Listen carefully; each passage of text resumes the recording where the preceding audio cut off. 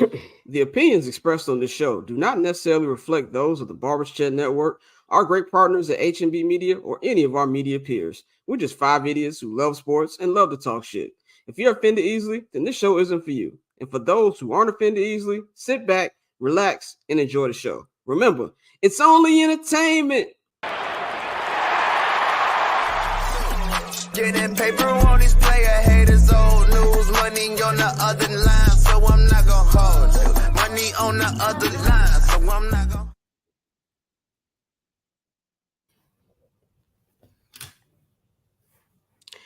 Yo, what's going on, everybody? Welcome to another edition of I'm Not Gonna Hold You, the Friday edition. Per usual, it is your guy, Scott.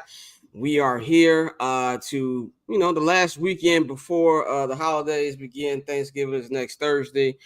Just to give y'all a quick schedule update. This will be the last Friday show until December 8th.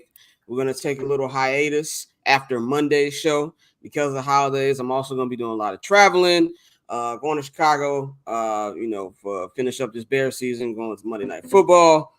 And then I'm going to New York to shoot some very special I'm Not Gonna Hold You content that you get information on pretty soon of what exactly I'll be doing out there for 4 days.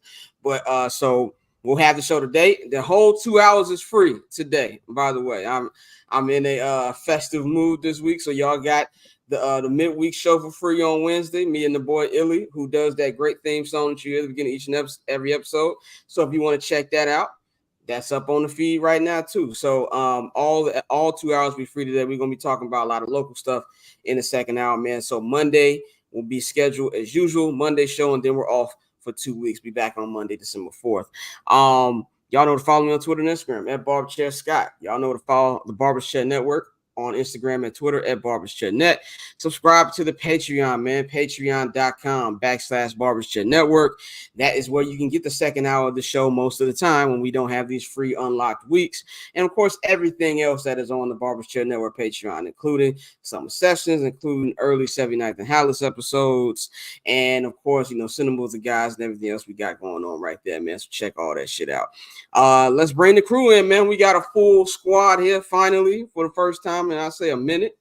How's everybody going as we look at the rundown right here? Feeling good, man. Feeling great. Solid, bro. Here we go. We got what we getting into today. Yeah, we're gonna do our sound off in a minute. We're basically gonna talk about everything we got going on. We're gonna talk about Draymond Wildin.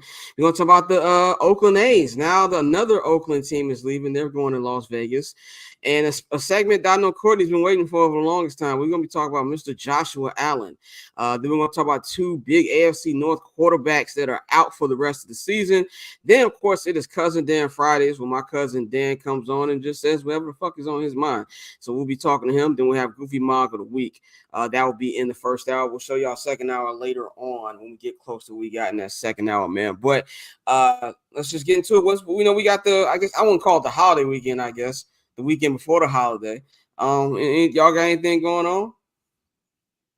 I ain't got actually, my people came today, so it's a beautiful thing. So they know my little brother. It's his freshman year out here at school, so they came down to visit us before the holidays because we're not going to be in Chicago for Thanksgiving. So just kicking it with them this weekend. So that's all I got up. What about y'all? What about you, Bang? I ain't doing a goddamn thing. I'm chilling, man. There's been a lot going on, man. So I'm just chilling and relaxing. Taking me a couple of gummies, knockout, yell at my kids. That's it. Sounds like a good time. Mikey, what you got going on? Mikey's back. We didn't introduce you because I don't know what happened on the call, but what's going on, brother? The powers that be, they shut my shit down. Chilling, man. Off this weekend, so gonna be kicking it with my girl. We got an anniversary, so figure out what we're gonna do. Congrats to y'all. Appreciate it. You know what I'm saying? You ain't already got it all planned, candles and rose petals and shit. I got flowers. That's it right now. But nah. Oh damn.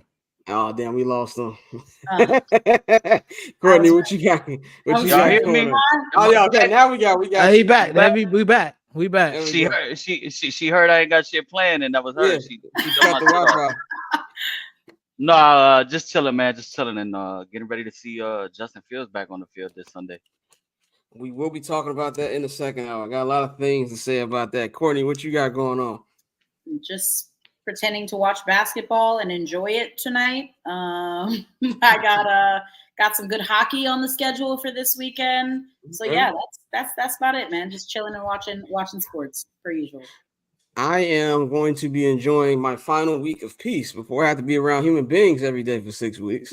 So I'm going to enjoy this time. And I always say, as expensive as it is, really expensive to live everywhere in the world, but expensive as it is live in Los Angeles, I love waking up in the morning and the only person I see is me. It is a feeling I can't explain. It's amazing. So I deal with it. When I go home, when I go back to Chicago and I got to do my shit out there, I love my family to death. I love my family to death. But, it's too many damn voices in one house. You know what I'm saying? And, and I got to get on an I think it's an 8-hour drive to Minnesota with my brother. And, when you're in a car like a sibling, there's gonna be arguments that happen all the time. Like, and it'd be arguments over like dumb shit. Like we be arguing over like what color gum that's really that somebody left in there. Like it would just be dumb shit because we be on the road for like 5 hours. So then we got that, and then of course all the stuff I'm be doing in New York. So I'm just trying to enjoy this peace and serenity of being able to sleep in my own bed. Besides that, I have nothing I'll be doing this week. I'll be watching some college football. I'll be watching Justin Fields play this weekend, and that's pretty much it, man. Just chilling. So let's get right into it, man. Let's get into our first topic. We're gonna talk a little NBA to start this thing off. Mr. Draymond Green. Draymond is this thing about Draymond, I like to say, is Draymond is a special guy. He's a special guy. I think that he is one of the best players in the NBA. I think he's going to be a first ballot Hall of Famer. And what he has brought to that Warriors team cannot be denied. But this nigga is always in some shit. He's always in some shit. The headlock heard around the world this week. Well, it was altercation between Clay Thompson. Clay Thompson. And I think it was KJ McDaniels on the Timberwolves. I don't know that dude's name. Anyway, some dude about to fight. Yeah. And then Draymond just comes out of nowhere, puts Gobert in a fucking headlock for no fucking reason. They squabble for a little bit, and now Draymond has been suspended for 5 games, which I actually thought was light. I thought it was light, but I also was not expecting him to be suspended any more than he was, just because he's Draymond Green, he's Teflon. And at this point, I think the NBA and especially the Warriors just expect Draymond to be Draymond. It's kind of like Manny being Manny. I don't think it's that big of a deal. It's not like they're actually fighting. We've seen way worse shit in the NBA. People said he should have been suspended as much as Ja Morant are fucking stupid, and they just don't like Draymond. And this nigga Ja Morant thought he was fucking an O-block nigga with them guns. That's a whole different type of thing. And I don't know why he tweeted during the middle of that shit. And the funny thing about Twitter, everybody was telling him to put the gun down and shit like that. There was a whole bunch of funny shit on the internet, man. But I just kind of look at the bigger problem to me is the Warriors and how they're playing. But to me, this is just regular Draymond shit. It's not the first thing he done. It's not the last thing he's going to do. Bang, what you think about, everything going on with Dre in this particular situation? You know what, man? I'm going to disagree a bit here. Reason why, man, is clearly that man got some issues, anger issues. This dude is just, hella violent on the court. You know what I'm saying? And even when you go back to the game before in Minnesota, where he told Ant, what you gonna do? He called him a bitch too. And anybody that frequently uses the word bitch is somebody I just don't trust. And he been waiting to do that to Rudy Gobert too. He didn't have to grab him by the neck.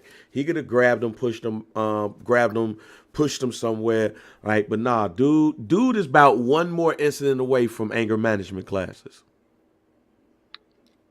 Courtney, do you have any take on this, Courtney? I know you're not a big MVP. Yeah, my only take is that I'm fucking sick of Draymond Green. Honestly, it's always something with him. Like, am I wrong? Like, it's always something with him. I don't even pay attention to NBA like I used to, admittedly. But I feel like every time I do decide to maybe poke my head back in, it's always something with him. I'm over him. I'm ready for him to go sit the fuck down, retire, be a family man.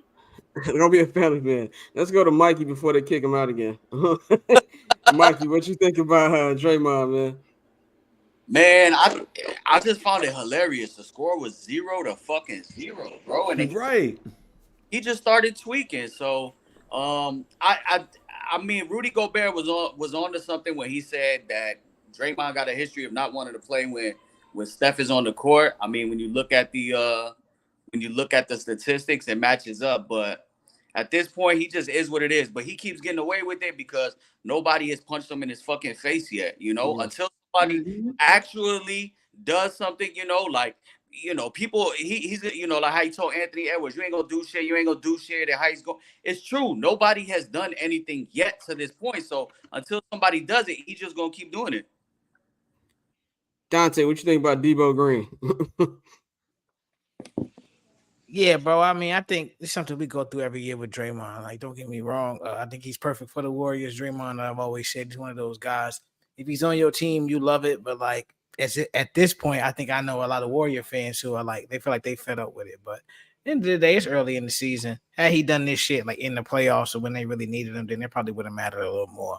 But it's just more Draymond being Draymond. But as his play declines, the question's gonna start being asked, like, how long are the Warriors gonna tolerate this shit? Because like we said last episode, you ran this back because you want to do the whole nostalgia thing, and now Clay looks like a shell of himself. Draymond is out there tweaking, so it's like, what do we do now? Yeah, I'll say this as we finish this up. I think it's what you just said, Mikey. Nobody's punched him in his fucking mouth.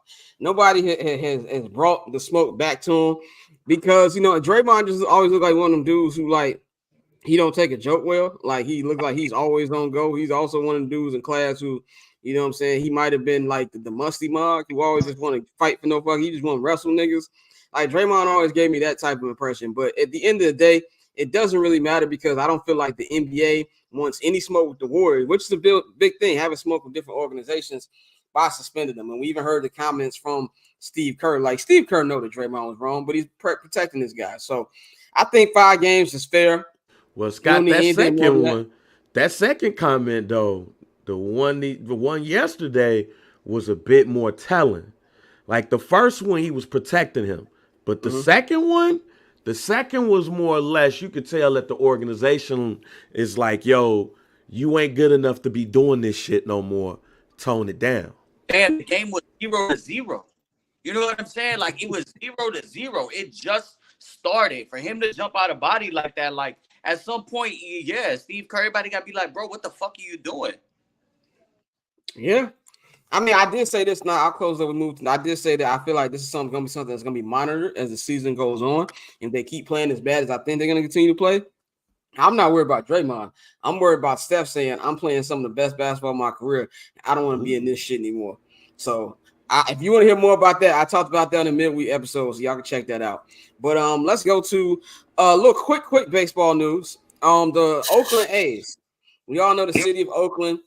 I have not been, but I've heard great things about the city of Oakland. I've got a lot of friends from Oakland in the Bay Area. They have a lot of their sports teams are gone. The Golden State Warriors went from Oakland, went across the street. I don't know if it's across the street. I don't know if anybody's been to Oakland, how far it is from San Francisco, but they went across the bridge to San Francisco, moved the Warriors over there. We all know the Raiders left, then Vegas, and now the Oakland A's are being taken away. As it was voted unanimously to I fucked that word up, nigga. I fucked that word up. That's one of them joints you got to just flow with it. Yeah, Chicago public schooling people. They all approved. That was the word. They all approved of the moving. And so that will be going on now. Of course, I don't know exactly when to move. I think it's 2028. They're going to be homeless for a couple of years, playing in different type of stadiums, which is crazy to me. I will say this about the A's, and then I'll go to Courtney. I'll get Courtney's take first. I'll say this about the A's. It is a real big fan base. I think because they've been bad for so long, because they've had stadium issues, and I've heard that stadium is probably the worst in baseball. We forget just how big the fan base is, just how devoted the fans are. And they didn't want to give the fans a new stadium, at least the city didn't. So I feel like it's a disservice. I feel bad for the fans of Oakland because now they have none of their actual teams still there. So even though I'm not saying they're going to stop rooting for them. I'm pretty sure they're still going to root for them. Oakland is not that far from Vegas. I mean, even with the Vegas Raiders, we see people traveling to Allegiant all the goddamn time. But it's the fact that they're not in your city, which is a problem. And people always wonder why is this happening. At the end of the day, it's all about greed. When it comes to billionaires, when it comes to sports owners, it's about who can make the most fucking money. And that's exactly what we're seeing in this situation. And Vegas is becoming more of a hot spot. Vegas is becoming more of the sports capital. I mean, they got the F1 race going on right now. And so I feel like for Vegas is great. And if you're visiting Vegas during the summer, I hope they build a dome because nobody won't be in that summer Vegas heat watching baseball. I think it's good for Vegas, obviously, but it's tremendously fucked up for the fans of Oakland. Courtney, what you think about this whole situation? Speaking from the perspective of a former Las Vegas resident, I hate it simply because of there's a lot of reasons why I hate it, right? I hate that citizens in Las Vegas and in Nevada are being given a, 300, because they negotiated, right? It went down from $365 million to $325 million tax credit to fund the stadium for a team that's worth $1.2 billion and an owner that is worth $2.6 billion from his last valuation. I'm just confused. Could you not get a bunch of your billionaire buddies to like get together if it was such a good idea and such, a great idea to move the A's there from Oakland, right? Because Oakland taxpayers weren't going to give you what you want. The city of Oakland wasn't going to give you what you want. You couldn't get your freaking billionaire cronies to get together and pay for the stadium. Now you're asking a city that's in one of the most underfunded, understaffed school districts, the 5th largest school district, mind you, in the country, to pay for your stadium, for your fucking little, pay for your passion project now for a team that has not had a winning season since what? It's been a long time. I don't even know. 20, well, I'm not even trying to be funny. It's been do you want to count the COVID season when they beat the White Sox? Yeah, I don't count that. I definitely don't count that trash ass wild card season where they lost to the Yankees. It was at 2016, 2017. Whatever.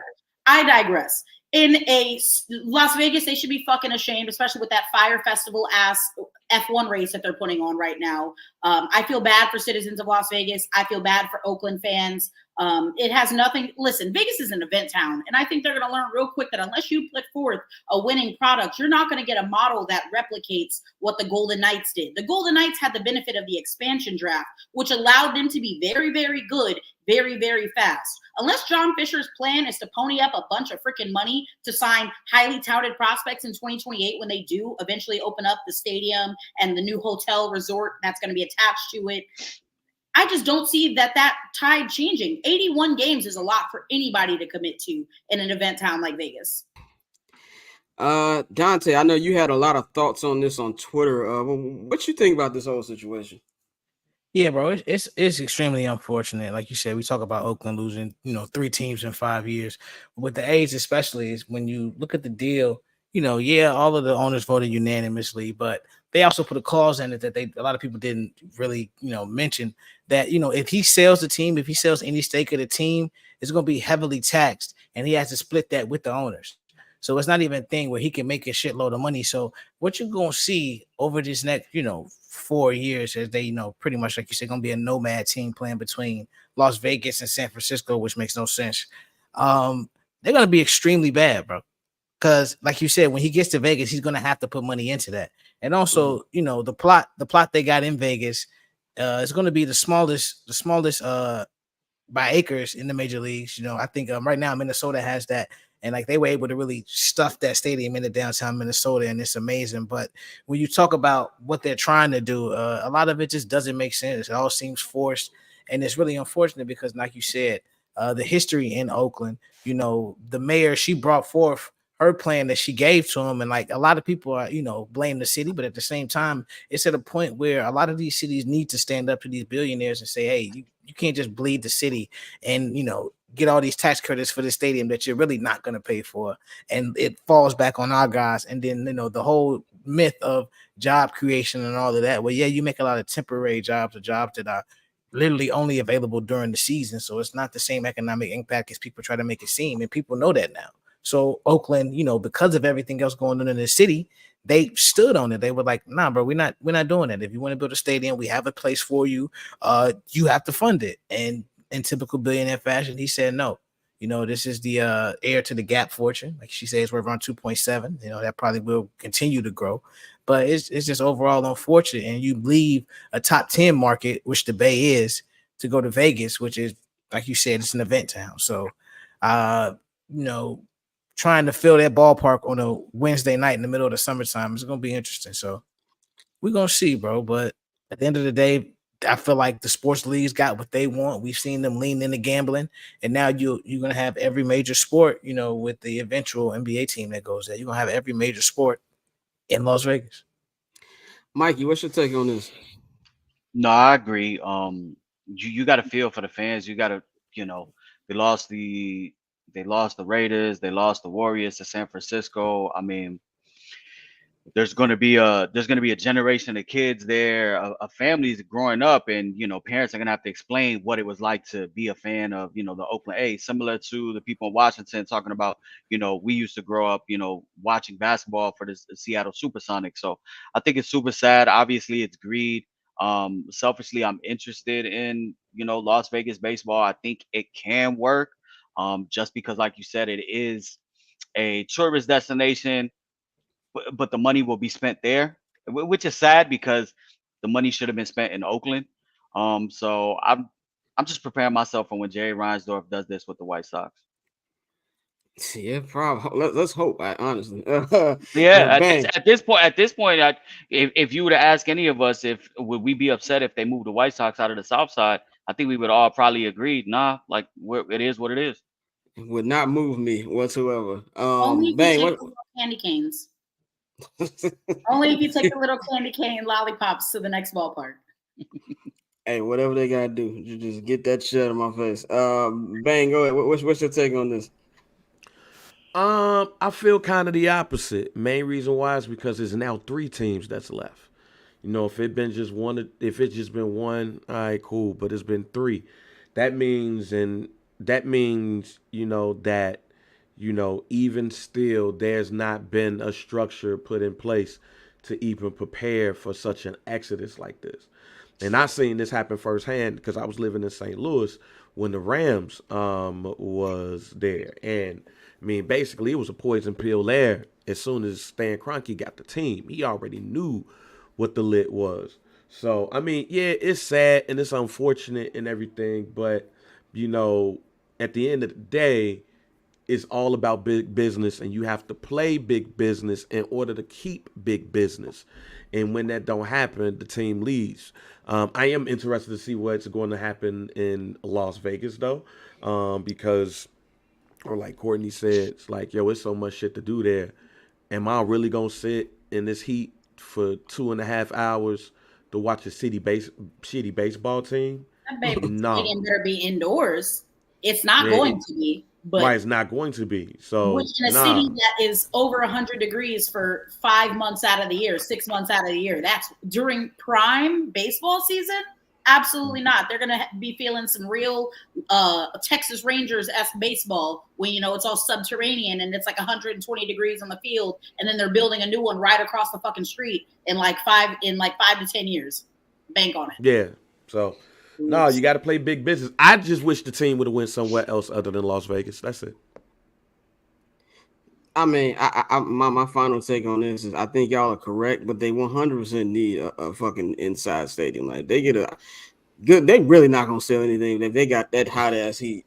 Correct. Niggas gonna be hung over too. Hell no, there's no chance of that working, man. But it's impossible, bro. Yeah, that different. I can still feel that Vegas heat when like you hung over. It's very disrespectful kind of heat. Yeah. And imagine sitting there watching these niggas lose 10-0 like the fucking Astros and shit. It's a recipe for disaster. I think I'd be a little bit more excited by it if it was like an expansion team and they went ahead and they did, you know, and it was a whole new start over. Right, whole new way they did the draft. Like that would be something to be, you know, excited for. But free that boy Ryan Noda. Let's move on before we get to the next side one. Look, it's not really breaking news, but Bradley Beal out 3 weeks. All I have to say about this is when the fuck did he get hurt? Like when the fuck did this happen? I think I feel like Kevin Durant, every time he put together a new big three. Niggas get hurt. But for any of you gamblers out there who might be trying to gamble now, right? Yeah, so okay, we doing good. You got it right. Yeah. New owner syndrome might be a real thing. I'm just saying. It might be. Yeah. It might be. It might be. They he's all of a sudden they don't have Robert Sarver anymore. They got a new owner. I promise I didn't know that. No, yeah, I know. Yeah. They're from right outside of Chicago. They're actually rumored to be the ones in line to purchase the White Sox if they sell. Oh, the Ishbia brothers. Let me go look at that. I have nothing to say about the White Sox. That's my reaction anytime the White Sox get brought up. It's just whatever. Let's talk about Mr. Joshua Allen. Josh Allen put up another stinker up on Monday Night Football, man. And Russell, I was gonna say about Russell Wilson real quick. He low key is like second in touchdowns in the NFL currently. And I was like, oh, what the fuck? Like, yeah, they low key the Broncos been playing better. The Bears gave them niggas a new push. They got like a new lease on life ever since that win. But Josh Allen, man, he currently has 11 interceptions. He has an interception every goddamn week. And there's been a lot of conversation this week about bring him to the slander table, which we have been doing on this show since its existence. So we are not part of the people you say who are not talking about Josh Allen. Before I give the floor to Courtney, because I know she has a lot to say about this. When people say, y'all don't talk about Dak the same way. Yeah, we do. It's just the fact you hear Dak more because he plays on one of the most important teams, and not just the NFL, but sports. So, of course, he might get a little bit more. At the end of the day, nobody gives a fuck about Buffalo, New York. You know, people in New York don't even consider Buffalo part of New York. I'm going to go even further with that. So, of course, it's not going to seem like the slander is as sane. I personally don't feel he's getting a slander, pass. Maybe people want him to get the same amount as other, which I get. He's cool. That's cool. I understand that. But at this point, Josh Allen to me is what he is. He's a gunslinger who he's gonna turn the ball over a lot. I mean, there's a whole other reasons why that team is bad more than Josh Allen. I don't believe part of he doesn't have weapons. That's bullshit. Trayvon Diggs is better than every weapon that Patrick Mahomes has, not named Travis Kelce. Trayvon Diggs, you can arguably say he's better than, I don't know if he's better than AJ Brown, but it's a conversation. You know what I'm saying? He's better than a lot of people's number one option. So I don't want to hear that. I think it's a whole bunch of reasons that the Bills are a bad team right now. But Josh Allen, it is his time to be brought into the forefront a little bit more. So with that, I will bring the floor to Courtney, who has been very ready to cook this nigga. Well, yeah, absolutely. I'm ready to cook Josh Allen. And I disagree with you to an extent, just because I can recognize that maybe the landscape of the personnel on that team has definitely changed a little bit. But my grievance with Josh Allen and the discourse around Josh Allen, because we know how the media suffers from recency bias, right? Like from week to week, the best team in the league changes. It's, were the Bengals the team to beat? Now fucking Joe Burrow's cooked. Okay. That man played on like half a leg for the first 3 weeks of the season. You didn't think they were cooked in? Regardless. Okay. And then, then it's the Ravens. And the Bills are showing flashes of being incredibly average. And there's nothing wrong with being average, but we have to look at the reasons why they're average. My girl, Mina Kimes, big fan. Love you. Come on the show. Would love to have you. Yes, please, Mina, come on the show. But she said, in light of the Monday Night Football game while it was happening, that the Bills through week 10 are third in defensive adjusted value over average, which is fancy war in NFL, right? First in success rate, third in expected points added, fourth in QBR, third in red zone efficiency. You know what they are dead last in the league in? Turnover margin. You know why? Because of Joshua Allen, man. He's been so incredibly mediocre. 19 touchdowns, 11 fucking turnovers, interceptions specifically. I think he's had 4 or 5 fumbles now on the season, which again, that's going to happen when you have a mobile quarterback. But like, this man is, we check the numbers. Don't quote me, but check the numbers. He and Sam Howell, it's the Spider-Man meme. It's the Spider-Man meme. And that's fucked up that we got to compare him to Sam Howell, because Sam Howell is not looked at as like an elite quarterback. You know what I'm saying? Like, people look at Sam Howell and just like, you're fucking Sam Howell. I think the thing that pisses people off about Josh Allen is everybody puts him in these elite conversations. But I just think at the end of the day, sometimes quarterbacks, they just are who they are. And that's who I think it is with Josh. I always said there's only 2 elite quarterbacks in the NFL to me to fucking begin with, Mahomes and Burrow. So I think he's maybe a tier under. I'm gonna go to Bang next, man. Bang, what's your take on Josh Allen? Do you think he's avoiding slander? I don't think he's avoiding slander. I think people are have been trying to avoid slandering him. But I think we're at a point where you can't avoid that no more. I also think that we're at a point where, some people are just better with some people. And I think he was better with Brian Daboll. And Ken Dorsey is the fall guy here. And what's my man name? He shouldn't be. He shouldn't. Well, be. no. Who should have got fired? No. It wasn't Ken Dorsey. I know there's people talk about, their scheme this season wasn't terribly complicated and it was easy to figure out. Who should have got fired for coaching decisions, leaving 12 fucking men on the field after Will Lutz fumbled that fucking field goal? McDermott. Thank you. Well, actually, he's next. McDermott getting away with murder, low key. Ain't nobody talking about McDermott. No. Yes, they are. Like, that's the thing. People. Oh no. They're talking They saying he gone after this. Yeah, the thing is he's made some terrible ass decisions. He didn't want Leslie Frazier there no more, so Leslie Frazier ain't there no more. He's calling the defense, and the defense ain't even been up to snuff. Brian Daboll leaves. Ken Dorsey comes there. He fires him. Joe Brady, that's his name. Joe Brady comes in as the replacement. You see with Stephon Diggs, he denied what his brother was tweeting, but I know my brother's not going to tweet no shit like that if we ain't talked and stuff like that. I know my brother's not going to jump out the body like that for Big Bro. Unless Big Bro basically has told him, some of those things that he's tweeting about. And then also this team has severely underachieved. Yeah. So being that they've underachieved, and as many people are saying their window is closed, you have to look at McDermott and you have to go, all right, if we change this thing around and bring in a new voice, what could that look like? And shit, quite honestly, that new voice could possibly be Leslie Frazier coming back into the fold, since he was kind of unceremoniously let go. Could he come back to Buffalo as the head coach, or do they look at somebody from the offensive side of the ball to come in and help out Josh Allen? Either way it go, he has some things to get fixed, and they have to get fixed soon. But you're not going to let go of him. At the end of the day, Josh Allen is still a top 10 quarterback. You have to keep those. Dante, what's your take on Josh? Yeah, bro. No, I agree. He definitely, sidesteps a lot of slander because of, the stature and where the league wants to push him as. But at the end of the day, it's about performance. And I know wins and losses aren't a QB stat. We talk about this all the time. But at the same time, when we look at these games and when they lose a lot of these games, he's making critical turnovers. Like we like to say, the back-breaking interceptions. And he's just fumbling at the worst fucking time. So, since Daboll has left, like you said, it has been up and down for Josh. And in order for him to find, we need him. They need him to find that consistency for them to be, the perennial Super Bowl threat that a lot of people claim that they were headed toward being.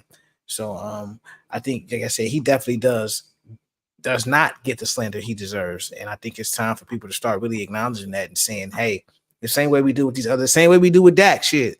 Say, hey, like Josh, what's going on? Like, what are you doing? And like, why is it that it seems that every time we put you in these situations where we really need something, lately it's been, turnovers or just not getting it done.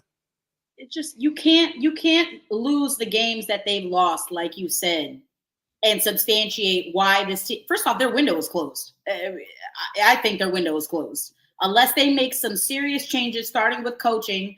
Fucking Doug McDermott, 2 goddamn 0 blitzes. What are you doing, bro? I know you probably were like, yeah, that's probably the first thing that they could stop. So let me draw up 2 freaking 0 blitzes at the end of that damn game. Man, get out of here. Get Doug McDermott out of here. Get them out of here. You lose to the Jets without Aaron Rodgers. You lose to the Bengals and the Broncos back to back. You almost got smoked by the Giants. And that's slanderable enough, nearly losing to the freaking Giants.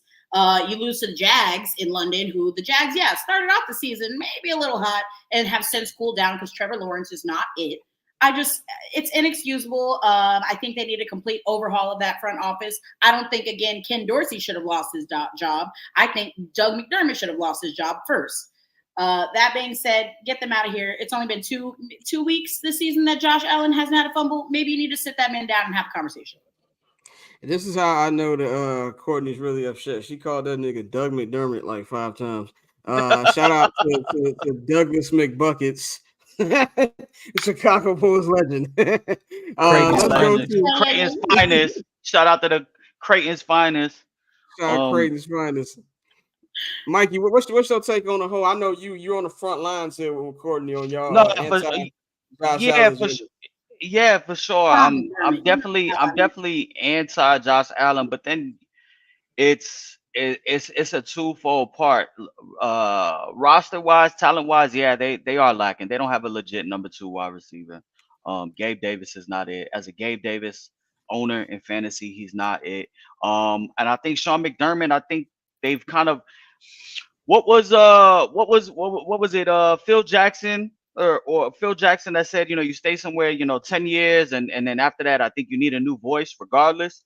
I think they've tuned out like Sean McDermott. I think there's only so much they could go. But in Josh Allen's defense, right? In 2020, 37 touchdowns, 10 picks, a QB rating of 107. He threw for best season. 4,500.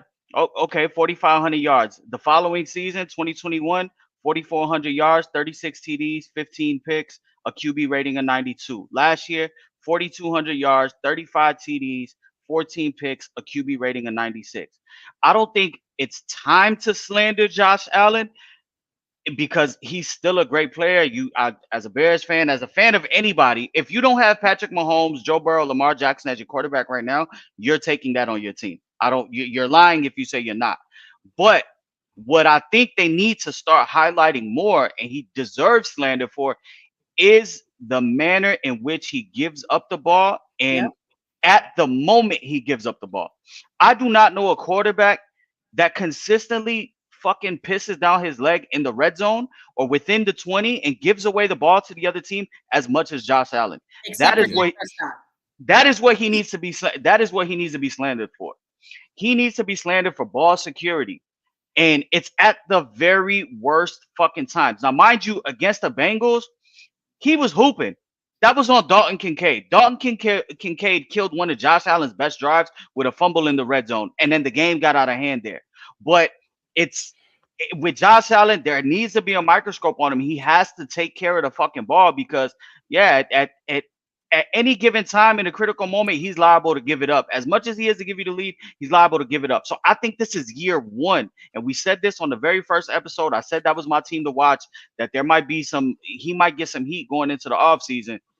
This is year 1 of Josh Allen having that magnifying glass and the microscope on him.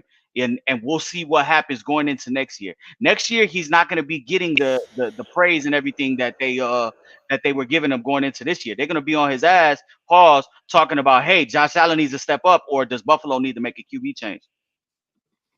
I'll give him another season before the Bills need to make a QB change. All I'm saying is that the man had 4 fumbles all of 2020, his career season, and he has 4 fumbles going into week 11 right now. I'm just saying, maybe we need to sit him down. Oh, you don't. Nah. You have the best receiver in the league. What are you doing? Nah, part of it is because he's overcompensating, and Josh Allen wouldn't be the first quarterback that even has been put the term elite on, where when things are not necessarily going right, they're overcompensating. And I think those fumbles and these interceptions and stuff that's going on is a clear sign that this man is overcompensating. It is something going on the offensive side of the ball. It is something going on with that team that makes me think that Josh Allen is trying to do too much because he feel outside of him, Stefon Diggs, and maybe those tight ends, Dawson Knox and Dalton Kincaid, that they don't have much. They don't even have a running game.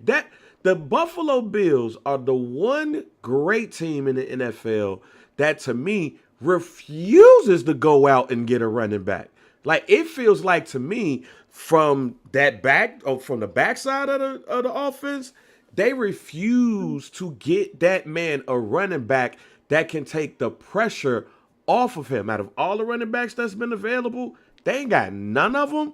That's a clear sign to me that that man feels like he has to overcompensate. Gabe Davis has not been what we thought he could be, and they don't even have a second, a third, or a fourth wide receiver that we can really count on. So I think that says a lot of where the team is structured and why Josh Allen just may be doing too much because he feels like he don't have enough.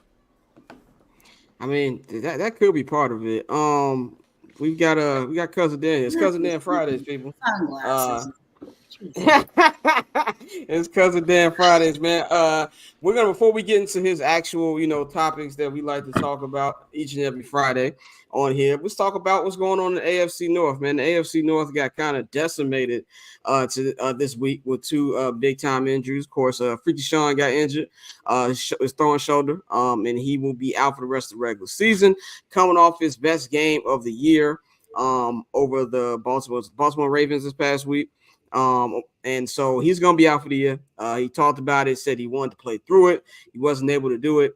Then last night, Thursday Night Football against Baltimore Ravens, Joe Burrow fucked up his wrist, which the NFL is investigating why he wasn't on the injury report to begin with, as he was already having trouble with it. You can see on his hand, and look like he's holding something that you like usually use with an iPad or something, but they didn't even report that. He got hurt in the second quarter, left at the end of the second quarter, never came back, and now we got learned today that there's a torn tendon in that wrist, and he is done for the rest of the regular season. I'm gonna go to Dan first, man, get his opinion on this. Dan, what do you think about these two injuries in the AFC North right now? First of all, I want to say what's up, cuz. What's going on, brother? I'm good, man. The injuries are whack, bro. I mean, like, I get it, the motherfucker got tug jobs and shit, but I like to watch it. I watch it play football, so, I want to see the Browns actually be good at least one time in my life. So that's whack. Joe Burrow, I'm a huge Burrow guy. So, I mean, I think Lamar Jackson has no excuse now. Honestly, when I look at what has stopped him from doing whatever the fuck he needed to do to win, I think Bengals have some say in that. I mean, the fucking Freaky Sean shit is just like, damn, bro. Fuck. He wasn't playing his best football, but in my opinion, he started to wake up and he started to look like a $200 million quarterback in my opinion again. So I think it's really bad, man, for football fans, narratives aside or how you feel about either the guys. I mean, I like to see them, and I think Patrick Mahomes is going to absolutely feast on the AFC. Joe Burrow was the only motherfucker that actually scared me for the Chiefs. Other than that, I mean, it's like I said, it's going to be Eagles Chiefs no matter what we want, unless happens. I agree with that. I think you just hit the nail on the head with the Lamar Jackson shit, which I was reminded in my Instagram comments that I know nothing about quarterbacking because I do not play the game of football, which my Instagram followers wanted to let me know today. Like you said, there's no excuses for Lamar Jackson now. There's none. This is your division to win. This is your chance to get to the AFC Championship, to go up against Patrick Mahomes, who everybody wants to compare you to for whatever fucking reason. This is your best chance to do that. Burrow's out. As we just spent the last 10, 15 minutes talking about, you shouldn't be worried about Josh Allen. This is just shot right here. And I think, like you just said, there is we feel whatever we want to feel about Deshaun. And he did have a little bit towards in the second half. First half was shitty. Second half, he played much better. And it felt like he was starting to maybe get some momentum or, get a little rhythm going on. I think it hurts the game of football for football fans in general, because I don't want to be seeing backup quarterbacks in some of these elite matchups. I mean, we were supposed to have Allen versus Burrow in a couple weeks. I think it's supposed to be on New Year's Eve. Now it's going to be Allen versus whoever the backup is in Cincinnati. We already get this. I want to fucking rip his heart out, bro. Now the Niners just don't dominate. It just makes me hate the Niners more. And I don't even have a reason to hate them except because of Brock Purdy. And I wanted to see the Bengals destroy them. Not going to happen. Yeah. It's not gonna happen now. It's like also the Black Friday game. When the Black Friday game originally got announced, when we found out Amazon was doing one, I'm like, oh yeah, Aaron Rodgers versus Tua, that should be fun. Now it's gonna be Zach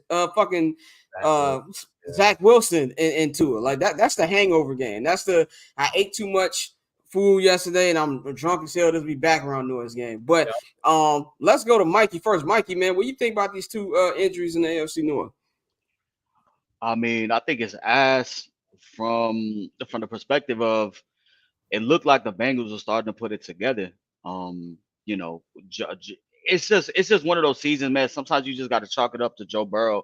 Somebody must have did something to him, but he just had a bad year from training camp on down. He just couldn't stay healthy, you know. So I think it sucks for the Bengals, and now we have to watch them. I don't know if they win a game. Probably they will if they could lean on Joe Mixon. They might have some favorable matchups, but now you're looking at another team that the rich is gonna get richer. As I saw him get hurt yesterday, I'm like, okay, they have 5 wins. If they don't win another game, they are gonna let T. Higgins walk, and they're gonna add Brock Bowers from Georgia to that offense next year.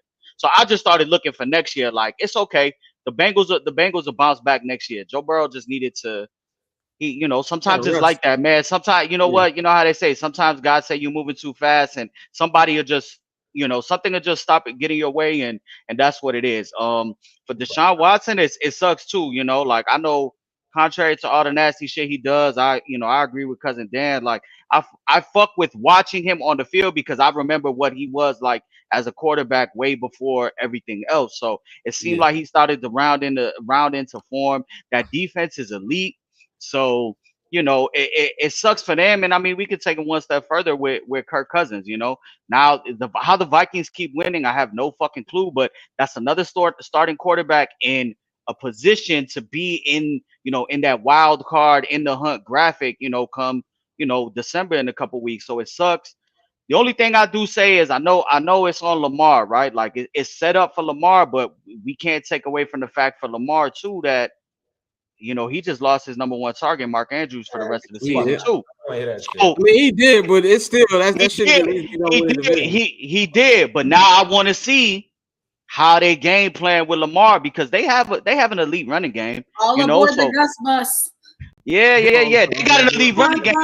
So let's see how Monken and the boys do it. Because Harbaugh is known to piss away some games to himself as a coach. So the division is prime for him because I don't trust Kenny Two Gloves. I don't trust, obviously the Bengals are down, the Browns are down, PJ Walker, Dorian Thompson Robinson. None of them are actually going to move the needle. So it is set up for Lamar to win the division and possibly have one of the top 2 seeds in the playoffs. Courtney, what you got on this? Very little. I don't care or think much about the Bengals, except for when they finally decide to stop playing with Joe Burrow's fucking injuries. And I definitely don't care about that quarterback in Cleveland. In the dirt, RIP. That's it. Bang, you came with the name Freaky Sean. What's your thing about Freaky Sean? I mean, first of all, injuries happen. You know what I'm saying? And I think he would have tried to play through it because he don't want to seem like he got that money and he's basically been fragile ever since he got it. With that being said, man, like the Burrow thing, the Bengals had so much high hopes for this season.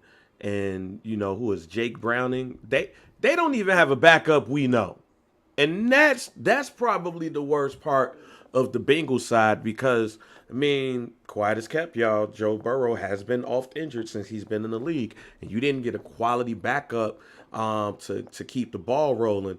Even though Cleveland did do the dummy, it looks like, and trade Joshua Dobbs because they thought homie from UCLA was probably going to be that dude. And hopefully he does step up, in this one. But the difference between the 2 Ohio teams is the defense. The Browns stack that defense up. So whether it's PJ, whether it is Dorian, they have the defense that could keep them in games. So it's going to be interesting to see that because Cincinnati ain't got that defense like that. So that's the issue. What did you do to protect your investment in either your defense or backup. And Cincinnati has done neither. And just right, to jump in, and just to jump into this one thing, I did see something yesterday that I thought was interesting. And there was somebody, I forgot who it was. Somebody tweeted, maybe the league should look forward to making where the trade deadline passes, but quarterbacks, you can still probably move off a quarterback. So you don't have a situation like last year where motherfuckers is at the crib, geek for Eagles and Niners, and the Niners have ran through fucking all three of their backups. So if you never know, these injuries happen. Do the Bengals, do the Browns? Is there a bidding war for who wants to trade for Ryan Tannehill's bum ass? So now we'll never know, but it would be interesting to see if they put a caveat into that where maybe quarterbacks, but maybe after Thanksgiving or something, you can't trade for them. You can still trade for them. They should just extend the trading deadline either way it go for anybody. But for Cincinnati, that's their bum ass fault. Like how is Jake Browning your backup? Yeah. Like nothing against dude, but he is an undrafted free agent from Washington, was with the Minnesota Vikings, got cut, and then you go to Cincinnati. That's your backup? That proves that they put. You say what? Quality backups aren't cheap, and they not. Right. And they should have spent on one. They could have spent on one. And paid Joe Burrow fucking downtown Cincinnati, like whatever. So for all the. No, I'm saying No, go ahead, Scott. Now I was gonna say you gotta pay Burrow. You know what I'm saying? Like you gotta pay Burrow. So it's like I feel like everybody think about backup quarterbacks, and I'll close with this, and we'll get the Dan segment. The thing about backup quarterbacks is you never think you need one until it's time to need one. So I do feel like there needs to be more research on just backup quarterbacks in general for anybody. Like even in a much lesser situation, because this team isn't going anywhere, but in a much situation, whether it's Justin or whoever the fuck they bring in next year, I feel like the Bears found a good backup quarterback. If you have a backup quarterback that can play for 2 to 3 games, you'll be good. We don't know if Browning can do that because he looked okay in the second half, but it's different when teams got film on you. So I think they do have buddy from Alabama, AJ McCarron, on the roster. So I'm pretty sure we'll see them. He sucks, but he's somebody that has actually played NFL games. I'm pretty sure that they'll elevate him within the, because I saw him on the sidelines yesterday. He wasn't dressed, so clearly they went with like the Fields Bajan shit where we'll just put the Browning as QB2, but definitely AJ McCarron is gonna be next up. If Browning shits the bed in 1 or 2 more games, because they still got 5 wins, they still are technically there. You can't give up on the season. I think maybe see AJ McCarron play for them towards the end of the year. I don't think they will either because also their coach Taylor said that they're not giving up on the season. But let's get into Cousin Dan Fridays, man. This is the local news segment we have each and every Friday, as you see up here. A lot of people fuck with this segment. We've been getting a lot of great feedback on this, man. Dan, man, Cousin, what's going on? What you got on your mind this week? Man, all right. I got 4 topics for y'all today. I want to start off with I'm sick of Kodak Jack. Okay, who is Kodak Jack? Kodak Jack. Kodak Jack is Lamar fucking Jackson. I'm sick of this shit, bro. Okay, yeah. Talking about quarterbacks, talk about NFL. This shit it segues perfectly. Okay, Lamar fucking Jackson, bro. I'm tired of this motherfucker going out, right? Like last night, he had a good game. No complaints there. When that motherfucker go out, have his 2 fumbles, throw his 2 picks. I'm sick of criticizing the shit and then motherfuckers acting like I'm talking about Dr. King or some shit like that. Thank you. Just because the nigga got braids and shit, it don't mean I can't. Like, I don't hate myself. Like, motherfuckers act like you self-hate because he asked 1 game and I call the shit out. Like, yo, this motherfucker's ass, he had a bad game. It's okay. But I'm sick of his fucking fans, bro. Just because he listened to Kodak and he wanted them call. It's a lot of black QBs that catch hell. Geno Smith, black as this nigga, man. Geno be having ass games. It's okay to talk about it. But if I say some shit about Lamar Jackson, then goddamn it, I don't believe Rosa Parks.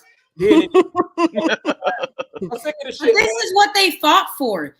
Rosa Parks and Martin Luther King fought for the right for quarterbacks to get their fucking bag and revert to being mediocre. Shout out Geno Smith. Yes. They fought for end zone picks to watch wide receivers. Rosa Parks sat on the bench. Rosa Parks sat on the bench. I am here for black mediocrity. They fought for black people that had a right to be ass. John Thompson, Coach of Georgetown, he sat down with Bill Clinton and a bunch of other prominent white people and said, I don't want to have a fucking special standing because I'm black. I want the right to be just as ass as everybody else. And that's what they fucking fought for. But when this motherfucker goes out and have that game that he had the game before, again, who the fuck did they play? The Browns. Nigga, yeah. Like this was ass, bro. This was going back to what you just said about the difference between the different Ohio defenses. You're spot on. You're spot on. The Browns defense is way better than the Bengals. Yeah. So I'm sorry, my daughter is. It's all good. We have two people. We have two people on this show who have kids. So this is a weekly thing. She said Black QB lives matter. She yelling at you. They got the same fucking hairstyle right now, bro. because of that, I can't talk about Lamar Jackson. But that's the thing. I have been called on this program. I hate Lamar Jackson, and I don't. And I'm gonna echo my cousin's sentiments right here. I'm the same way. Like, yeah, it's the same thing, bro. Like, it's not that we have. And this thing I'm gonna put like this. There's enough black quarterbacks in the NFL for right now for y'all to not be getting mad at people criticizing one. There's enough black quarterbacks in the NFL for that. It's not like it's 20 years ago when all we had was Donovan McNabb and Dante Culpepper and shit like that. It's fine. He's a good quarterback. There's nobody saying that. But why is it when you talk about what he's doing that all of a sudden you don't like your people and and things like this? Why can't it just be about self-hate? You know what I'm saying? Or things like that. Or somebody told me today, Justin Fields is bad too. Yeah, I just went in on his ass last week. I can walk and chew gum, nigga. Like it's not. Let's not go there. It's okay. We're not gonna start. You call him Scramble Boy, but we're not gonna start that. Yeah. But either way, the thing about it is you have to be able to have some balance. You know what I'm saying? Like I have no problem with black mediocrity. That's why I love when mediocre movies come out that black people do. White people make mediocre movies all the goddamn time. You know what I'm saying? Like Vince Vaughn been doing it for 20 goddamn years. Why can't black people? Hey, hold on. Why he deserve a straight? Vince Vaughn? What you talking about, Vince Vaughn? Vince Vaughn has some mediocre movies. Let's be real. Why is he catching a stray, fam? Hold on now. When was the last time we clamored for a Vince Vaughn movie? Last 20 years. You stop it right now. You bugging right now, G. What you doing? I didn't know you had some Vince Vaughn fans. I didn't know. Talking like Vince Vaughn dropped yesterday, fam. How he said wedding crack? Erroneous on all accounts. I didn't know niggas went this off of Vince Vaughn. Anybody got Bang, what you got to say about what Dan just said? We actually agree. We coming around. That's basically it. I actually agree here. You won. You got me. Courtney, what is your opinion on this? I gave you my opinion. First off, as a Lamar Jackson fantasy owner, his performance this season has been a bit demoralizing. Regardless, I am on a 4-win streak. So as long as he keeps being only slightly mediocre and not incredibly mediocre, I am a happy fan. Dante, Mike, anything y'all got to say on this before you go to the next point? I think this might be the first segment where I agree with Dan. G, I agree. Like, now y'all agree with this nigga. Or last week, because because it's different when you do it. Like saying Dak is the best quarterback in the league. You always put a little extra on it. Like he was just honest with it. And I can respect that. Like points were made. Points were made. But yeah, I mean, I agree with you. I mean, ain't no Puerto Rican fucking quarterbacks out there. But you talking to somebody like I'm a fan of the White Sox, right? All them motherfuckers are Latinos. I've already said it. I need some January 6 motherfuckers on that roster next year. I need some white boys on that roster because I'm done with these lazy ass Puerto Ricans and Cubans. I'm done with my cousins. It's not working. The views and thoughts of this show do not reflect the I'm good. Get them wetos off the field. So I know exactly what he's talking about. You know what I'm saying? it's kind of like how we were talking about the Caleb Williams shit. It ain't my job to uplift. It ain't none of y'all job to uplift nobody, whether he's black, white, Puerto Rican, Asian. You got to, you know what I'm saying? If you ask, you ask. And that's how we got to call it. How many times have we come on here and we're Bears fans, have we said, and we're also like Justin Fields fans heavy. How many times have we come on here and said the motherfucker's playing like shit? It is what it is. Nobody is devoid of criticism. So I agree. I missed the first segment, so I'm rocking with you. You 1 for 1 right now. I got 3 more segments. Y'all not going. All right. Let's see. Don't worry about it. The second one, y'all actually might agree with this one, man. The second one is shut the fuck up, Trayvon Diggs. Like, bro, look, man, I don't give a fuck how you feel about Josh Allen. Yes, the motherfucker, he got that Favre in him. He gonna turn some shit over. You know what I'm saying? Brother, you was just all on the fucking internet praising God, saying God placed this quarterback in. No, I'm sorry, Stephon was just praising God that God put this quarterback in his life. For his brother to say, oh, he needs to get up out of there, this, that, and the third. Shut the fuck up, bro. Shut the fuck up, man. You look at his stats, dog. He was barely touching 1,000 yards on the fucking Vikings, bro. The motherfucker got like a 1,400 yards the past 2 seasons. He's already at like 800 fucking yards this season with 7 touchdowns, dog.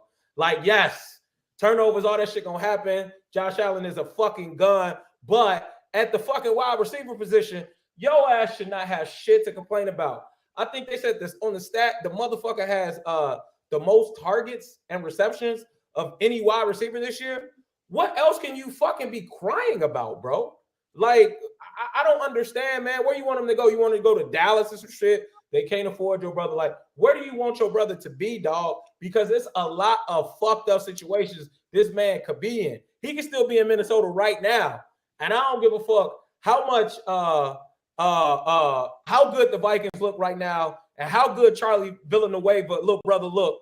Hey. That motherfucker will be complaining like a motherfucker, dog. So I don't want to hear that shit, man. I feel like Trayvon Diggs is just like that's just corny as fuck, bro. Like, I get it. I get the turnovers and shit. I can understand how that can annoy somebody with Josh Allen.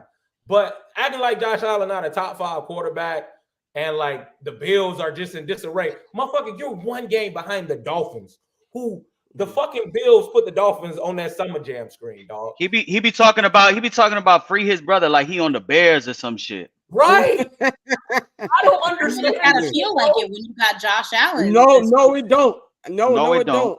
I will sacrifice. Josh Allen was responsible for I will sacrifice children. That's gotta be exhausting. I had Jay Cutler as my quarterback for 8 years. I will sacrifice newborn babies to have Josh Allen play on the fucking lakefront. I will sacrifice kids. I will deal with those interceptions. Quarterback, like. This thing I'm not saying that the situation between Josh Allen and Stephon Diggs there's not a situation. It's Josh Allen has regressed. He has been mid this season. And I understand Stephon Diggs' frustration, especially since he and Josh Allen are solely responsible for carrying that offense on their back. But my thing there's nobody else in that offense that carries the same burden. But my thing right now is Trayvon Diggs is putting unnecessary heat on Stephon. You know what I'm saying with these tweets. Stephon, yeah, we see him frustrated on the sidelines, but he don't ever say shit. He's not once said free me. He's not once said anything publicly against his quarterback. He just be pissed on the sidelines like every wide receiver that we've ever seen be mad that they don't get the ball that they're losing. So I understand, like, I agree because Trayvon Diggs could just shut the fuck up because at the end of the day, like Bang said, like, yeah, you my brother, But I know you're not gonna put me in this position because I wouldn't put you in this position. Yeah, chances are he probably want to be free. He probably want to be somewhere else, and that's fine. He's probably ran out his lifespan in Buffalo, want to play on another team. But don't go out there and make it uncomfortable for me, because the only person that got to answer and speak to those tweets is Stephon Diggs when he walks in the locker room. You know what I'm saying?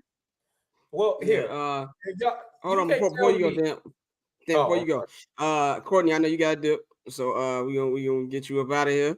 You're not gonna be joining us on Monday, right? Yeah, I'm not. I do have a prior work obligation on Monday. Prior work obligation on Monday, so she'll be back in 2 weeks. Enjoy your holiday. I will. Right. Me and Shaker go into that Commanders Cowboys game where I will get to see the better half of who Josh Allen wishes he could be in Sam Howell. Just kidding, Dan. I saw you. I'm really excited about this Jets Bills game though this weekend. I think that might be a little bit more entertaining than the first time that they played. So yeah. I'm looking forward. All right. We will holler at you in 2 weeks. Sounds good, y'all. Enjoy your holiday. Cheers. Dan, don't say no crazy shit. I'm outside, Courtney. Cheers. All right. Dan, you go. Did y'all have anything else to say before we move to this next point or no? I was just gonna say I agree. I was just gonna say, man, I agree with Dan here again. To the point where Trayvon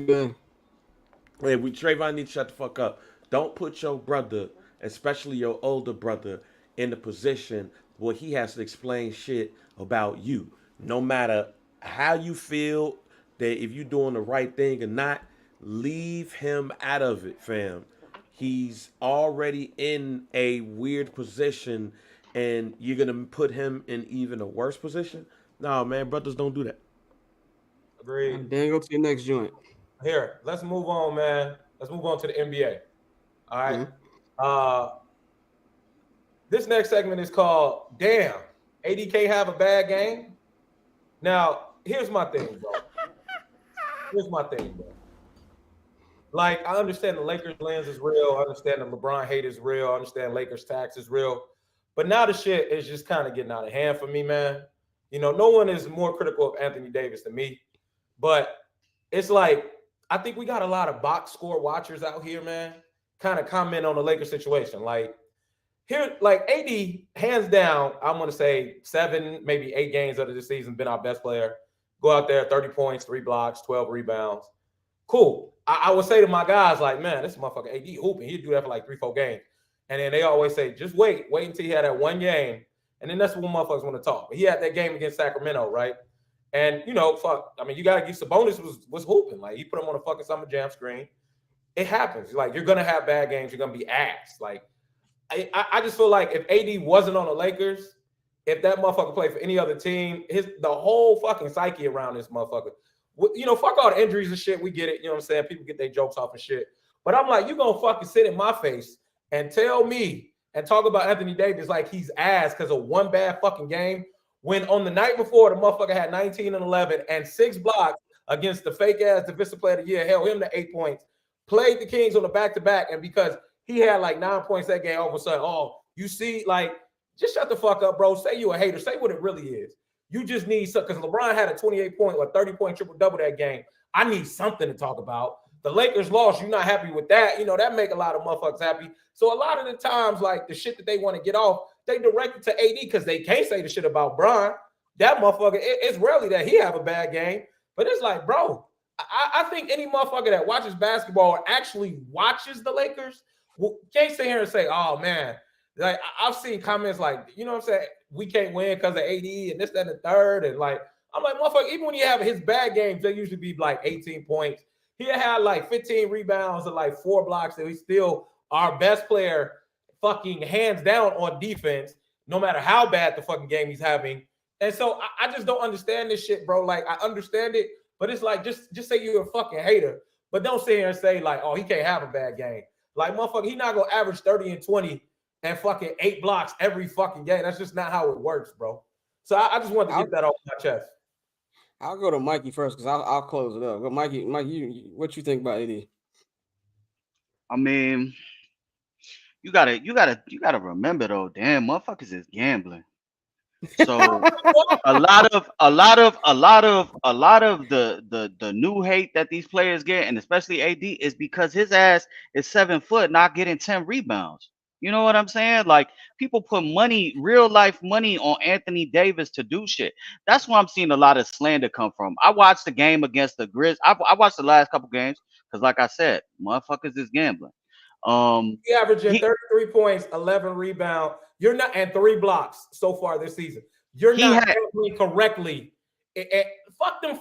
First of all, fuck them $5, $10 parlays. And I don't give a fuck about that shit, bro. Talk basketball, and you don't give a fuck about the gambling, bro. You talking about why people are going crazy on Twitter and be slandering him. I'm telling you, it's a new age of slander. The majority of the slander that players are getting is because of that.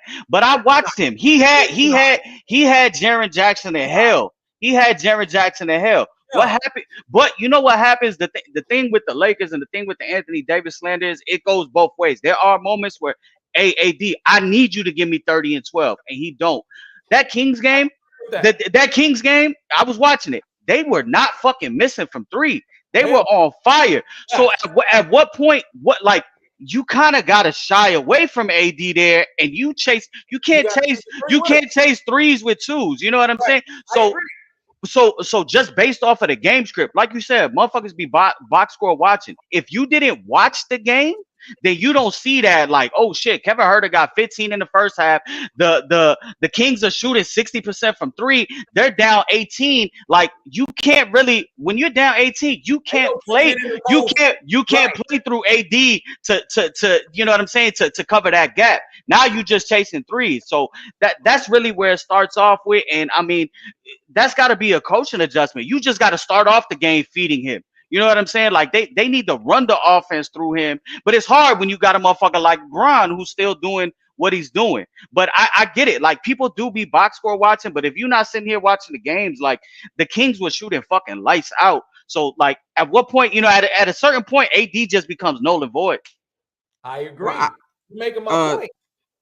Dante, you got anything before I go? Or yeah, no, the thing with AD is, like you said, a lot of people, especially online, bro, a lot of the slander is just ridiculous. Like, when you do it the way he does it on both sides of the ball, like Dan said, you can't expect him to have that same output on offense. It's not possible. Like, it's difficult, especially for the fact he's a 7-footer.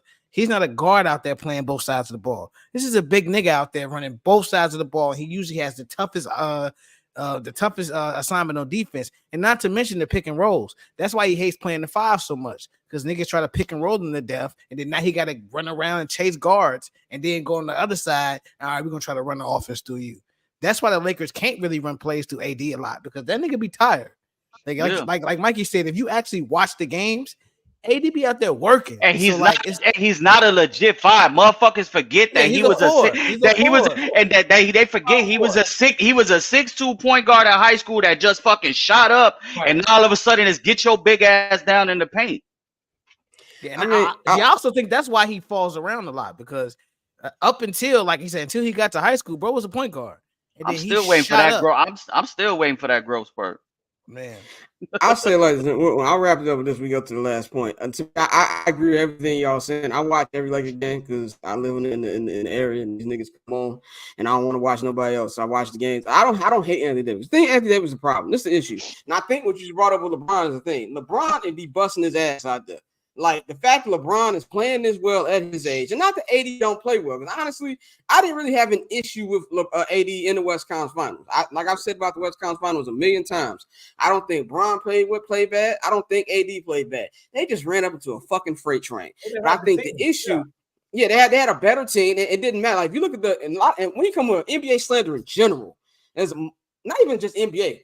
A lot of people don't really watch sports. Like, let's just be 100% real about it. People just like to say shit to get jokes off. Like, it don't even be stuff like, oh, well, they getting their ass with what's going on. I'm not even watching them. I go check. Niggas is down 5. Like, what the fuck are y'all talking about? I thought they were down 25 the way you're talking. Right. So, yeah, there's things like that. But I think the reason the AD gets so much shit is the inconsistencies when it comes to, like, I don't know if showing the same energy every night. Like, I don't care if it was real. You shouldn't let Sabonis be busting your ass like that. And there's been games where even early in the season when you put up 17 points in the first half against Denver and then nothing in the second half. So it's like the inconsistencies there that you think that, oh, well, he can't deliver at the same level of LeBron James, which is honestly unfair to AD because LeBron moving to this level right now is some shit that we haven't seen in the NBA at all and haven't seen that many times in sports in general. So it's an unfair comparison, but also when you play for the Los Angeles Lakers, who are the NBA's Yankees, it's something that's gonna come with it. It's part of the process. So does AD get some unfair criticism? Sure, 100%. But I do also feel like AD does sometimes maybe doesn't give it when it comes to primetime matchups as much as people may want him to be. And also, this also goes back to what Mikey's saying, gambling. You know what I'm saying? Like, people get mad at fucking regular niggas. I see niggas cussing out Kevin Huerter because he ain't have a certain amount of threes. So I think it's when it comes to sports debates in general, a lot of people are thinking about gambling, whether it's $5 or even more money they're betting. Is when it comes down to. But the fact of the matter is the Lakers aren't going to win anything without Anthony Davis. So yeah, and also it's way early in the season. As much as I do like to troll Anthony Davis, if he's still doing this shit like in March, yeah, it's a fucking problem. But it's fucking November, nigga. Like, so I feel like people need to pipe down on that. But Dan, what's your last point? Yeah, before we move on, I just want to say one thing. Klay Thompson has not scored over 20 points this season. Yeah, he had 5 points last game. He's done. Was there. Yeah. And so shit like that is happening in the real world. And they will glaze over it and go right to AD. It fucking baffles my mind, bro. Well, I also think it also depends on TLs too. There's a lot of niggas cooking Klay. Yeah. Well, no, in my timeline, it's Klay and Wiggins. They both been ass. So like it might be just like it's all algorithm, But no, I see shit. I woke up this morning. I can show y'all my text. I text my best friend at 7 a.m. I said I think this motherfucker Klay Thompson might need to retire after this year. Like it's bad.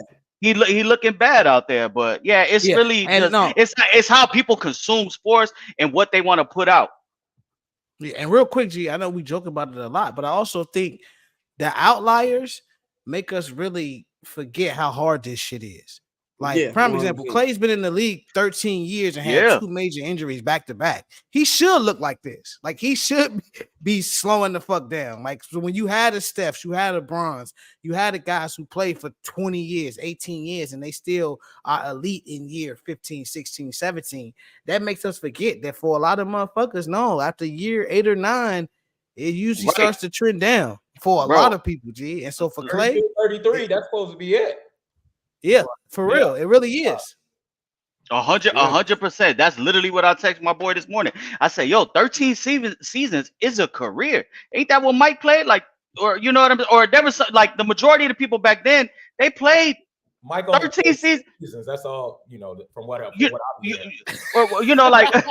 seasons in his career. We're gonna go there, but 6 for 6. That's it.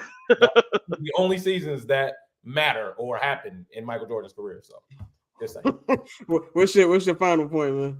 My final point, man. The Clippers are like when your 98-year-old grandma threatens to give you an ass whooping, bro. Like, ever since this motherfucker Kawhi got to LA, it's the battle of LA. Every fucking year I'm supposed to be scared of the big bad Clippers. These motherfuckers done died, came back to life like 5 fucking times. They done choked. It's been okay. Bro, I'm sick of hearing about the fucking Clippers, dog. Like, I'm sick of people presenting it to me like, well, the Clippers is in there. Shut the fuck up, bro. Shut the fuck up. They just gutted their team for some shit that didn't happen. You see Russ, this motherfucker Russ, he pulling a stunt, getting ahead of the bench and saying, I'm going to bench myself. Get the fuck out of here, nigga. You knew what was coming. You seen the shit. Either they already told you or you just got ahead of the benching beforehand, bro. But Kawhi, this motherfucker out there stuck in cement. Every time you niggas get the ball, if PG or Kawhi or James Harden ain't ISOing, y'all just lost. Y'all don't have a bench no more. I'm tired of hearing about the fucking Clippers, bro. I'm sick of the shit, man. I don't believe in these motherfuckers, bro. It's been what, 6, 7 years? How long has it fucking been? It's been a long time. It's been 5, 6 years. It's been a minute. It's been a minute. Yeah. Man, y'all was. You laugh because it ain't gonna hurt. Goddamn it! I thought y'all the Clippers. I thought y'all said your cousin had unreasonable takes, man. This motherfucker sound all right to me. You sound right to me. You sound right to me. Come to Christmas, nigga. Hey, I take Scott. LeBron. That's why they hate me because I'm LeBron because I like LeBron. That's why they hate me. I fuck with Bron too. Hey, how Wale? Hey, Wale got a bar that I always fuck with. He said I hope Bron drop 40 every night unless it's against DC, and that's how I felt. Like I hope Bron drop 40 unless it's against the Bulls.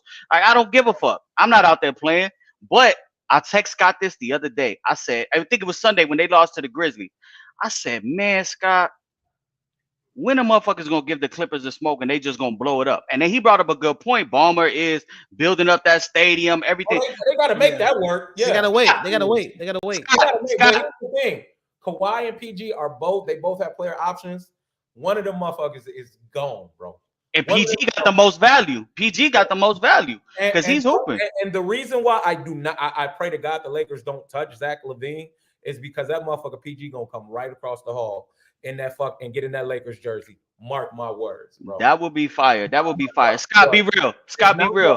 Again, and like Kawhi's not gonna do it because he kind of constructed all that shit in the background and he built a super team or he didn't want to be a super team with and lost assists. I'm telling you, that nigga PG gonna be like, I ain't won shit. I can't hoop with none of these niggas. I'm taking my ass across the hall, bro. Wow. Yeah. That whole shit was a waste. Just like the Brooklyn Nets shit with KD, Kyrie, and all them. That shit was just a waste. They just wasting our time. I would rather see PG on another team. I'd rather see Kawhi on another team and just be done with that shit.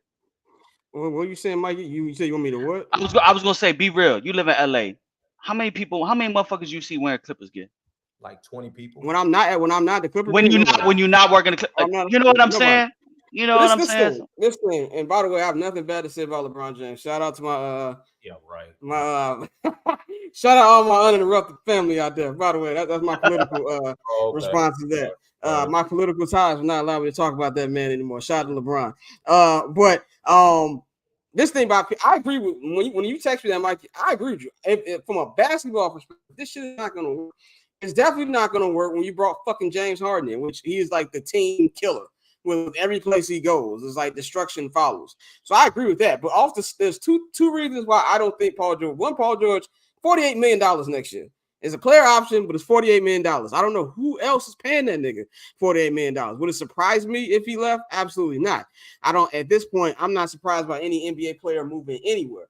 Also, no, you should not want Zach LaVine on the Lakers because Zach LaVine is not going to help y'all win anything. And also, but with the Clippers, to me, it's all about getting to that new building, which I saw when I did the Chargers-Bears game a couple weeks ago.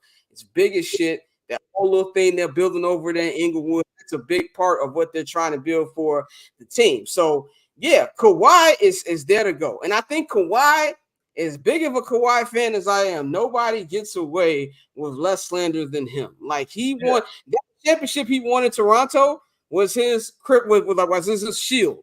Like you can say fuck you, he can do whatever the fuck he wants. And also it's because it's the Clippers. Like I'm gonna keep telling you, LA is not a sports city, no matter how much my LA people disagree with me. It's not LA is not a sports city. There's two teams that people give a fuck about. It's the Lakers and the Dodgers, and then it's the Trojans are like third. Niggas like the Kings if they winning. Nobody gives a shit about the Clippers. Nobody gives a shit about the Rams. Nobody gives a shit about the Chargers. So yeah, that's not gonna be as much praise for them. I feel like national media hypes them up more than anybody. Nobody's thinking the Clippers. You turn on LA radio, it's all Lakers. It's all the Dodgers gonna get Shohei to jump the freeway and come to Dodger Stadium. It's that kind of thing. So from a basketball perspective, it's not gonna work. And then you hit the nail on the head with the Russ thing. He got out of in front of it because people I'm hearing from my people in the Clippers beat, the fucking Clippers low-key want to get rid of this nigga. And that's the reason they got James Harden to begin with. Because they feel like Harden's a better fit. They feel like Harden's a better fit with Kawhi and PG than Russell Westbrook is. So I feel like if we know this in the media, the players know this shit. So Russ is trying his best to try to get in front of the situation. I don't think it's going to change anything. It might change tonight. They playing the Rockets. You know the Rockets been playing some good basketball. It might change from that, but long term, this is a cooked fucking product. And they got to move on. And everything at this point, it really from the beginning, it was all to spite the Lakers because it's like, oh, LeBron's here, Kawhi just won a championship. This is his town. Like outside of the actual billboard, which I never saw in LA, by the way. I never saw that billboard in LA. It's really what it's been about. So to me, it's something that needs to end, but they're gonna ride this out at least through year one of the first year at the new arena. Dante, you got anything to say on this before we wrap this up?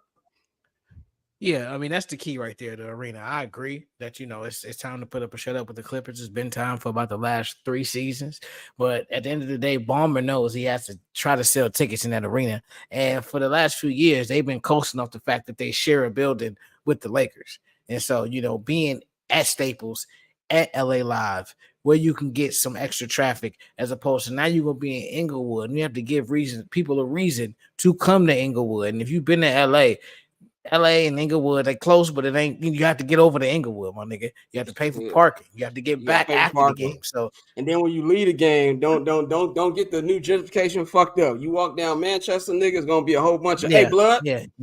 You walk a little too far, and this walk a little too far, nigga. You gonna find out why Dre said Inglewood up to no good, nigga. You gonna find out very quickly. But, exactly. So I mean, at the end of the day, that's my thing. You got to make it to that stadium. But I agree. The Clippers, they are who they are, and for the most part, they ain't really on shit. Ain't really on shit at all, man. We gonna what's it called? Oh yeah, we are. All right. So we gonna wrap this up, man. Dan, you wrap it up, man. What you guys say? We get you up out of here. Yeah. Here. All right, America. I want to wrap up this Friday by saying this. I hate Andre 3000. I want him and Lauryn Hill to burn in the same Bantu knot, shea butter hell together for eternity. Okay? Let me tell you why. I'm sick of this motherfucker teasing me. Fuck teasing me. I'm sick of him taking credit for some features damn near 10 years ago and him automatically having to be in top 5, top 10 rap all-time discussion. Listen, man, I get it, bro.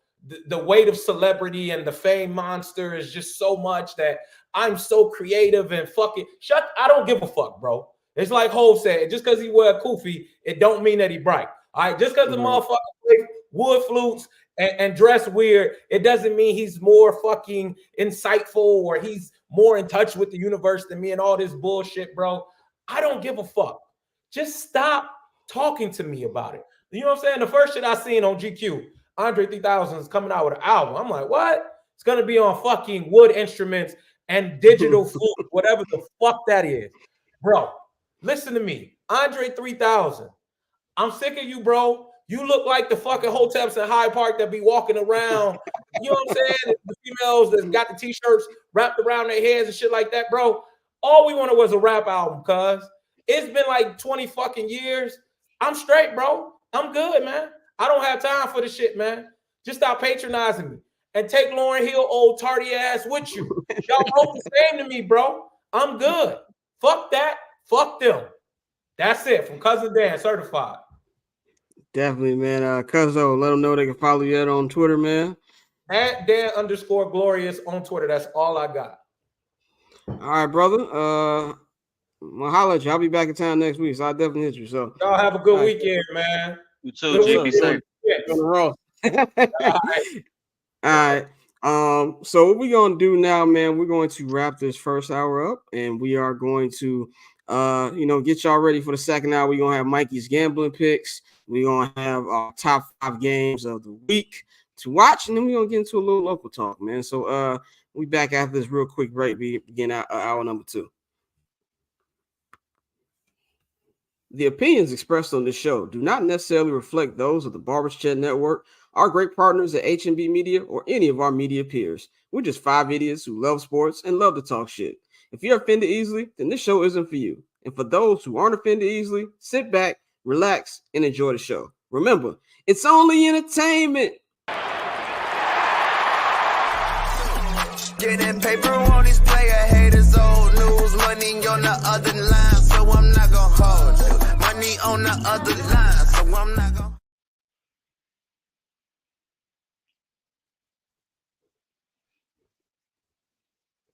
Yo. Yeah, we're gonna bring everybody in now. Second hour. For those of you, it's been a festive mood this week, so this won't be free. Patreon.com. If y'all want to see the second hour every week, you need to do that, man. But we're gonna in the second hour, we're gonna get into our week 11 preview. Then we also got our local segment here. We're gonna talk about the Bulls, which we want to talk about. We got new Zach LaVine shit that came out, and I'm so tired of this nigga. Then we're gonna talk about conflicting fluke reports, man. My guy Adam Johns had one report. Adam Johns from the Athletic, some stuff that we've all been saying about flukes. We're gonna talk about, and then a little thing that Albert Breer put in his article about maybe the change that the Bears might be making. And we're gonna talk about Justin Fields, officially cleared to go. He will be starting in Detroit. Flows will be in Detroit for 79th and Hollis coverage this week. I will be back next week in Minnesota for the next one through the rest of the season. But we're going to talk about what's on the line for Mr. Justin Fields these last 7 games. And then we're going to give our picks in our Bears-Lions preview, man. But let's go to a segment that you all love every week, Mikey's Gambling Picks. Mikey, what you got? Mikey, Christmas coming. I need a parlay to hit. So I got you. So last week, Why Jesus came through for us, but the AFC North parlay shit the bed. Shout out to that man Lamar Jackson. We were talking about in the first hour. So for this week, we're gonna ride with Dak Prescott over 1.5 passing touchdowns. He's 3 for 3 in the last 3 games, and the Panthers are ass. That's my only analysis for that game. The second play that I love as a single bet is Tajay Spears over 2.5 receptions. He's the rookie from Tulane. He's a running back, the pass catching running back for the Tennessee Titans. Same script as last week that we took with Christian McCaffrey. The Jags allow 7 receptions per game to the running back position. He's got 3+ catches in 6 of his last 7 games. He's the clear pass catching running back for the Titans. We know that's not Derrick Henry's role, so I love that. We're gonna ride with Brock Purdy over 254.5 passing yards. He's hit this in 3 out of he's 3 for 3 in his last 3 games. He's 5 of his last 7 in clearing this number. Tampa Bay allows the seventh most yards in passing to opposing quarterbacks. I think this is a big game for Brandon Ayuk, a big game from Deebo Samuel. So we're going to take the over 254.5 in passing. And then for our parlay, we're going to take the Chargers, the Broncos, and the Commanders to win. So let's get this bread. And yeah, man, let's go for a clean sweep so y'all can pay for y'all turkeys this weekend. Yeah, definitely get your Nino Brown money so you can knock them turkeys out in the hood. Have one for yourselves as well, man. Also with your Black Friday shopping, man. But let's get into our top 5 must-watch Week 11 games. We do this each and every week. Shout out to Mikey for the idea for this instead of us going through every fucking game, which would have took an hour and a half every goddamn week. We're going to start off. Of course, I have the 5 games that I picked. Everybody give their opinion on those. First, I'm going to start off with my sneaky good game of the week. My sneaky good game of the week is the Cardinals in Houston going against CJ Stroud and the Houston Texans, man. The Cardinals coming off a big win last week, as well as the Texans, huge win over the Bengals. The Cardinals came up with a close win in the first game back with Kyler Murray. Looked pretty good towards the end. This one, I think it's going to be very competitive. I think that Kyler Murray is an interesting quarterback because as good as he is, he can also trick off and do a lot of dumb shit. I do believe Houston is at home. They're going to have a better advantage to this, and I still think even with Kyler Murray that the Arizona Cardinals are just not a good team. And I think if anybody is going to benefit from the Bengals collapse or even the Browns collapse is the Houston Texans. They can go out there and get them probably a higher playoff seed now, man. So I'm going to go with Houston in this one. Dante, how you got this one looking?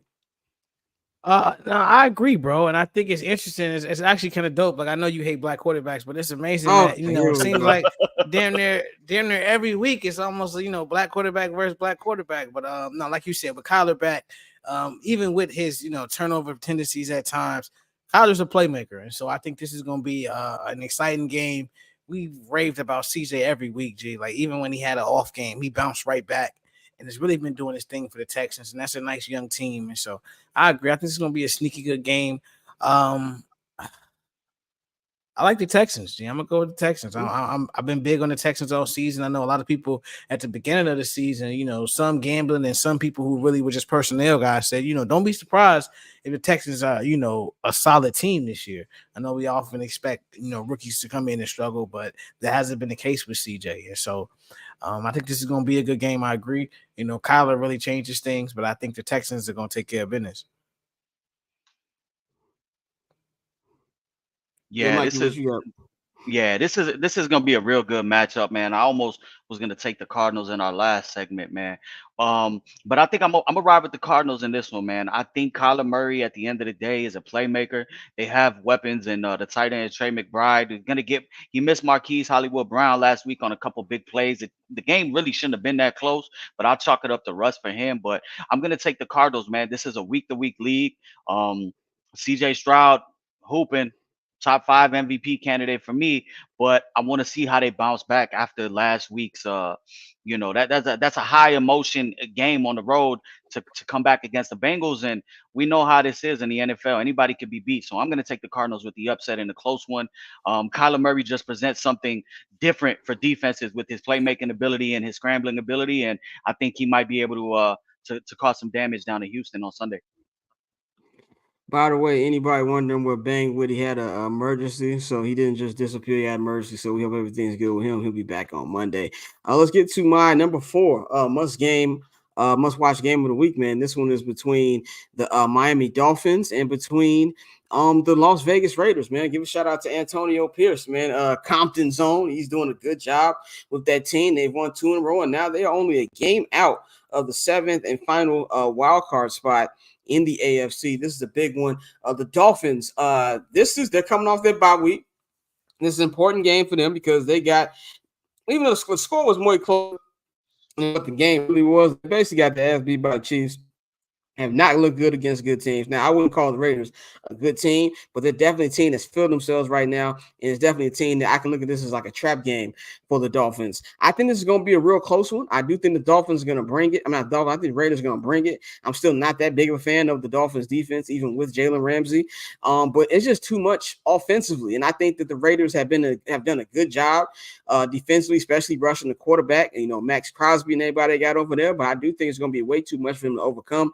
And I'm going to go with the Dolphins at least by 10, but I do think it's going to be one of them games where it's a close game all the way, and it's a 10-point game only because of the field goal at the end. Dante, what you got in this one? Yeah, like I said last week, the story with Pierce is amazing. It's dope.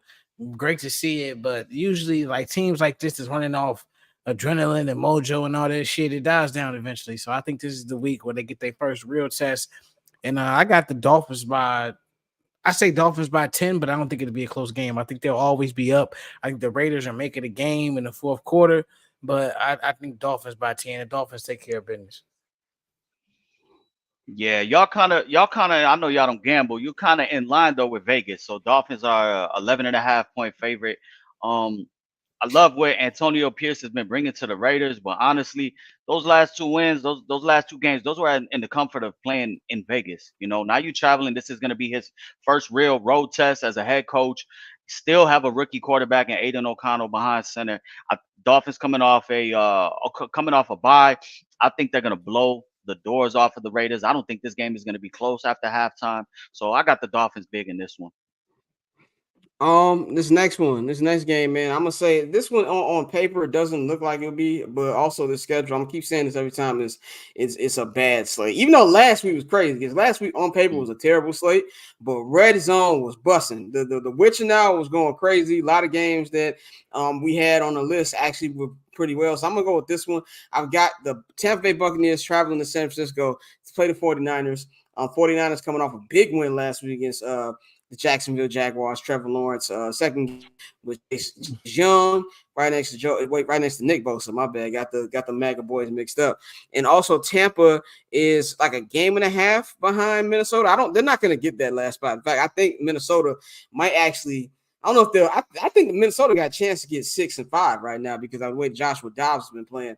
But I think this will be a competitive game for the most part. I do feel that Tampa Bay's defense is just a decent defense, and I still want to see more from Brock Purdy. But I got the Niners in this one. By I'm gonna say I'm gonna say 14, but I do think it'll be something that'll be close at least majority of the game. Dante, what you got? Man. I've been saying this all year about the Bucks in general, and how like you never know what Baker you're gonna get. Some days you get good Baker, you get okay Baker. He hasn't been too weak this year, but I agree. I still think the Niners. I know we've been heavy on Brock Purdy these last couple of weeks and his inconsistency and him coming back down in reality. But I mean, the Niners are still the better football team. So like the better football team should win this week, and I think it's I'm gonna go. I'm gonna go Niners by. This is wild for football. Not really wild for football. I'm gonna go Niners by 13. I think. I know. I'm sure Mikey gonna hit us with the over under, but I'm gonna go Niners by 13. Yeah, I don't have it on me right now. I don't know what the spread is, but it don't matter. This one's gonna be over. Niners by 17. This game is gonna be over by halftime. This is gonna be the Baker Mayfield 3 picks, and everybody gonna be saying, "Oh, Baker Mayfield holding this team back from in a winnable division." I think the Niners take care of them easily, man. It's very tough for teams to travel from the East Coast, go to the West Coast, and play in that time slot. The Niners defense has been getting some slack in the press because they haven't really been playing up to par to what we know it to be. Except last week they bounced back. They took care of Trevor Lawrence. I think we see a game just like that. This has 30 points for the Niners easily on the board. We're gonna go to game number 2, which is really intriguing. Like I think 2 weeks ago I looked at this game and I was like, I don't want to fucking see this shit. Now I really want to see this shit. It's Sunday night football, man. It's going to be the Minnesota Vikings taking on the Denver Broncos. Before we give our picks, man, I want y'all opinion on how Russell Wilson's playing, because I kind of think this goes with what Dan was saying in the last segment when people box score watch. And so even with this, I don't think people box score watch. People just got in their head Russell Wilson's ass. On Russell Wilson, I think everybody on the show has been saying this shit. He's quietly been playing decently, and especially the last couple of weeks. As I've said, like Jason Goff said, shout out to the homie Jason Goff, the Bears are the homecoming game. The Bears are the get right game. And it feels like the Broncos have gone in a completely different direction since they came to Soldier Field and won that. They're back in the race for one of those wild card spots, and Russ has been playing well. Mikey, what do you think about how Russ is playing, and do you think the marriage between him and Sean Payton is finally working? I do. I think he's been playing really well. I mean, the numbers speak for themselves. Last year was tough. I mean, we obviously saw that Nathaniel Hackett, couldn't hack it, pun intended. And that roster just wasn't successful. And there's a lot of pressure for Russ. It's being traded. We know he's got an ego. He got the big money. There was a lot that went into it. This year, we're seeing them play complementary football. They really have an approach where they're running the shit out of the ball early and often, and then they're using quick passing games. It's not nothing.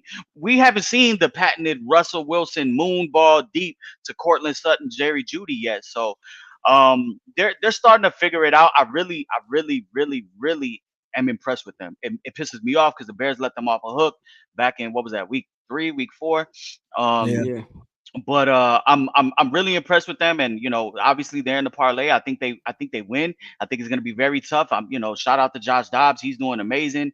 Him and his no eyebrows. But going up to Denver, playing in the altitude primetime game. The Broncos had the extra. I think the Broncos are going to be, with the way the AFC is looking, they might fuck around being the playoff hunt.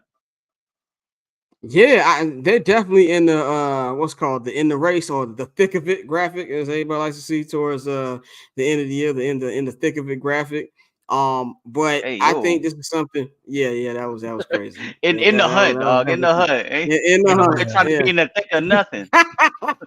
And that was crazy. That's a fine on me. But with this actual game, man, also if you look at the way that the Vikings been playing, you got to give it to Dobbs. And if there's anybody, we talked about AFC quarterbacks in first hour about the big injuries to Freaky Sean. If there's anybody who got to be upset, it's the general manager of the Browns. He traded this nigga Joshua Dobbs back in August, man. But Justin Jefferson, he spoke to the media today. He is listed as questionable. I think that they're leaning towards sitting him. I think he's going to sit another week, then come back against the Bears, which will be peak Bears. He comes back against the Bears and has like a Randy Moss type game. But I'm gonna go. I think it's gonna be a very close game. I'm gonna go with the Broncos. I think I'm going to the Broncos with this one at home.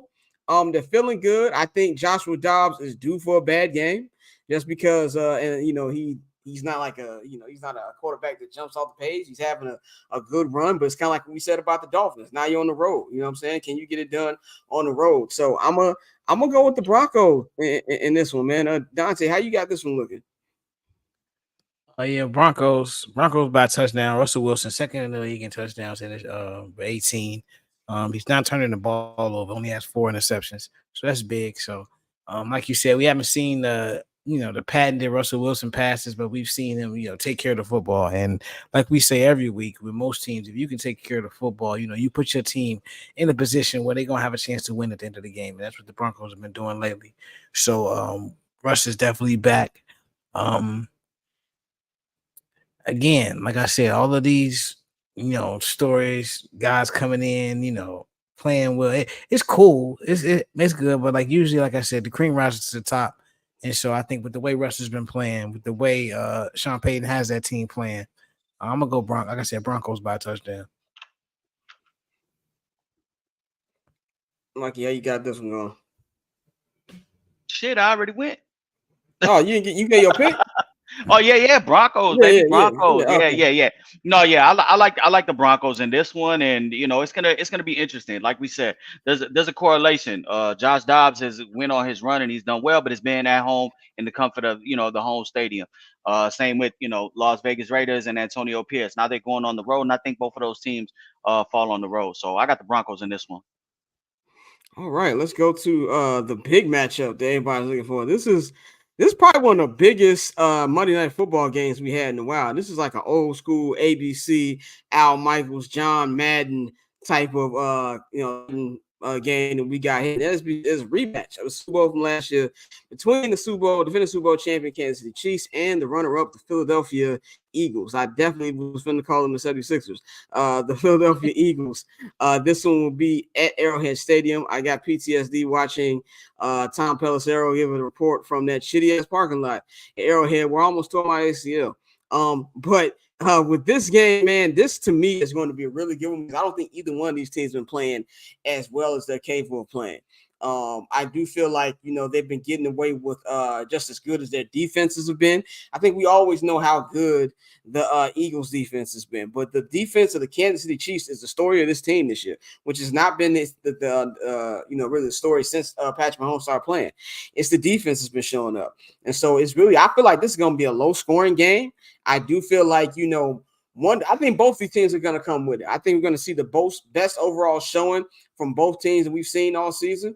If you're the Eagles, you want to go in there and let people know, like, yo, we fucked up in the Super Bowl. We had them. We had a chance to win that game, but now we're going to go in their house.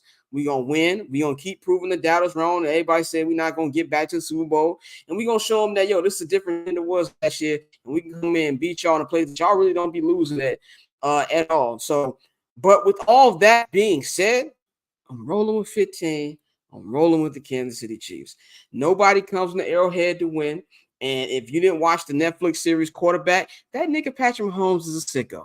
Okay, he has the same thing that a Tom Brady has, the same thing that a Michael Jordan has, that a Kobe Bryant has. I didn't know that till I watched that series, and I think this is something that he's had circled.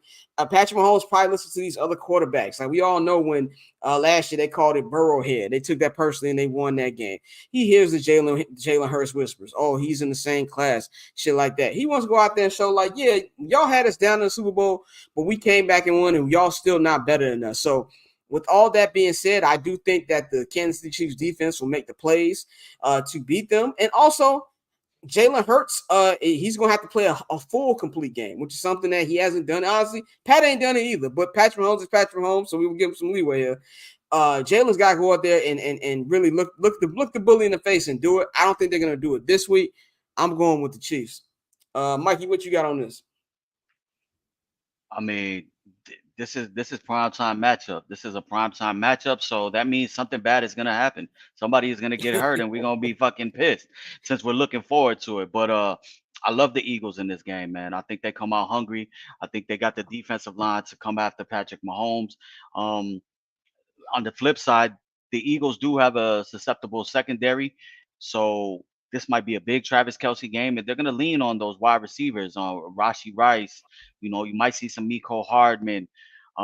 It's gonna be who can make plays for Patrick Mahomes, because I think Patrick Mahomes, this is gonna be the game where we see him moving out of the pocket and having to make those elusive plays that makes him so great. So in the end, I like the Eagles. I think they're more balanced. I think they have the better roster, and I think they find a way to come out on top. Chiefs by 10. Chiefs by 10. I think 10. You know, okay. We keep playing on Patrick Mahomes' name, and then playing on his name. This is one of those games where he just gonna remind us who the fuck he is, bro. Like, this is the best quarterback in the league.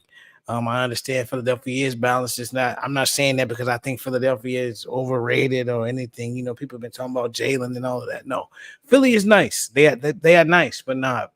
Pat is that guy, and I think this is one of those games, as we've seen throughout the majority of his career. He rises up in the big moments. Like, he reminds you in these moments exactly why he is considered, you know, the young GOAT. So I'm going Chiefs by 10. I think it's going to be a big game. Hopefully we don't get a lot of fucking Taylor Swift shots, but I think it's going to be a great game. Shout out to Morgan Freeman for giving the niggas who interviewed him that disgust look about asking them about them niggas. This nigga is 95. He doesn't even know who the fuck Taylor Swift is. Anyway, that's it for our Week 11 preview, man. Let's get into our local segment. We're going to start off with the Chicago Bulls. They call it the Madhouse on Madison. I'll call it the mediocrity on Madison. There's been a lot of reports this week. Shout out to Darnell Mayberry of The Athletic. Of course, HKC Johnson, who's on top of everything. Chicago Bulls, who said that these whispers of Zach LaVine being traded aren't whispers, and that both and other industry leaders, including Adrian Wojnarowski, including Shams, expect this to be a different Bulls roster a month from now. Now, whether that means it's a complete retool or anything like that, or just a rebuild, it's yet to be remained seen. We actually have a report here, like an update on it. This comes from Jake L. Fisher with Yahoo Sports. And in his article, basically, it's a couple things that it narrows down. Zach doesn't think that the Bulls can be competitive, which is true, and he's ready to play for a new head coach. Yeah, which he's ready to play for a new head coach. We all know he has never gotten over Billy Donovan benched him. I think it was like a year or two ago. He said his top destinations are the Miami Heat, the Philadelphia 76ers, and the Los Angeles Lakers. The San Antonio Spurs and the Sacramento Kings are also on his radar. Jake also knows that the Bulls are actually maybe considering a full-on rebuild, which is something that I've been screaming they need to do. And finally, the Bulls are looking for a Drew Holiday-like return for Alex Caruso, which means 2 first-round draft picks, which they definitely should, because Caruso is one of those guys who is really the guy who can take you to another level as far as the championship thing. I'll say this about the Bulls, that, things I haven't said about them 100 times. The Bulls are stuck in hell. They're stuck in basketball hell, and to be real, they've been stuck in basketball hell from the minute that Derrick Rose went down holding his knee almost 12 years ago at this point. Honestly, crazy that it's been almost that damn long. And I think my love for the NBA died with Derrick Rose's knee that day, to be completely honest. Like, I haven't loved the league as much since. My thing is this. I understand Zach probably being upset at Billy for the benching, but it's also like, stop being a fucking diva. You know what I'm saying? Like, this guy, like, you got to get over that shit. And I do feel like Billy Donovan, I'm not up here trying to throw any Billy Donovan capes. I'm not finna here to tell you that he's the best coach in the league. I think Billy Donovan, majority of his NBA tenure, has gotten away because of his name and the things that he accomplished in Florida more than things he's actually accomplished in the NBA. Having said all of that, are you niggas really ready for another Jim Boylan-like coach? I think there's only so much that a coach can do when you give him bullshit pieces to play with. For some reason, and I've said this a million times, AK and Mark Eversley just can't get over the Lonzo Ball thing. You tried it. It was a good sign at the time. First 30 games of the season was great. This probably would be a different team with Lonzo Ball, but he's been gone longer than he's played. You need to move over. So this is not 100% on Zach LaVine. It's mainly based on the front office and the niggas who hired them. But, Zach, you're not absolved of this. Zach, you're not worth the money you paid. And I know we're in this era of sports where the money that you're getting paid isn't based on how you play. It's based on the market. I get that.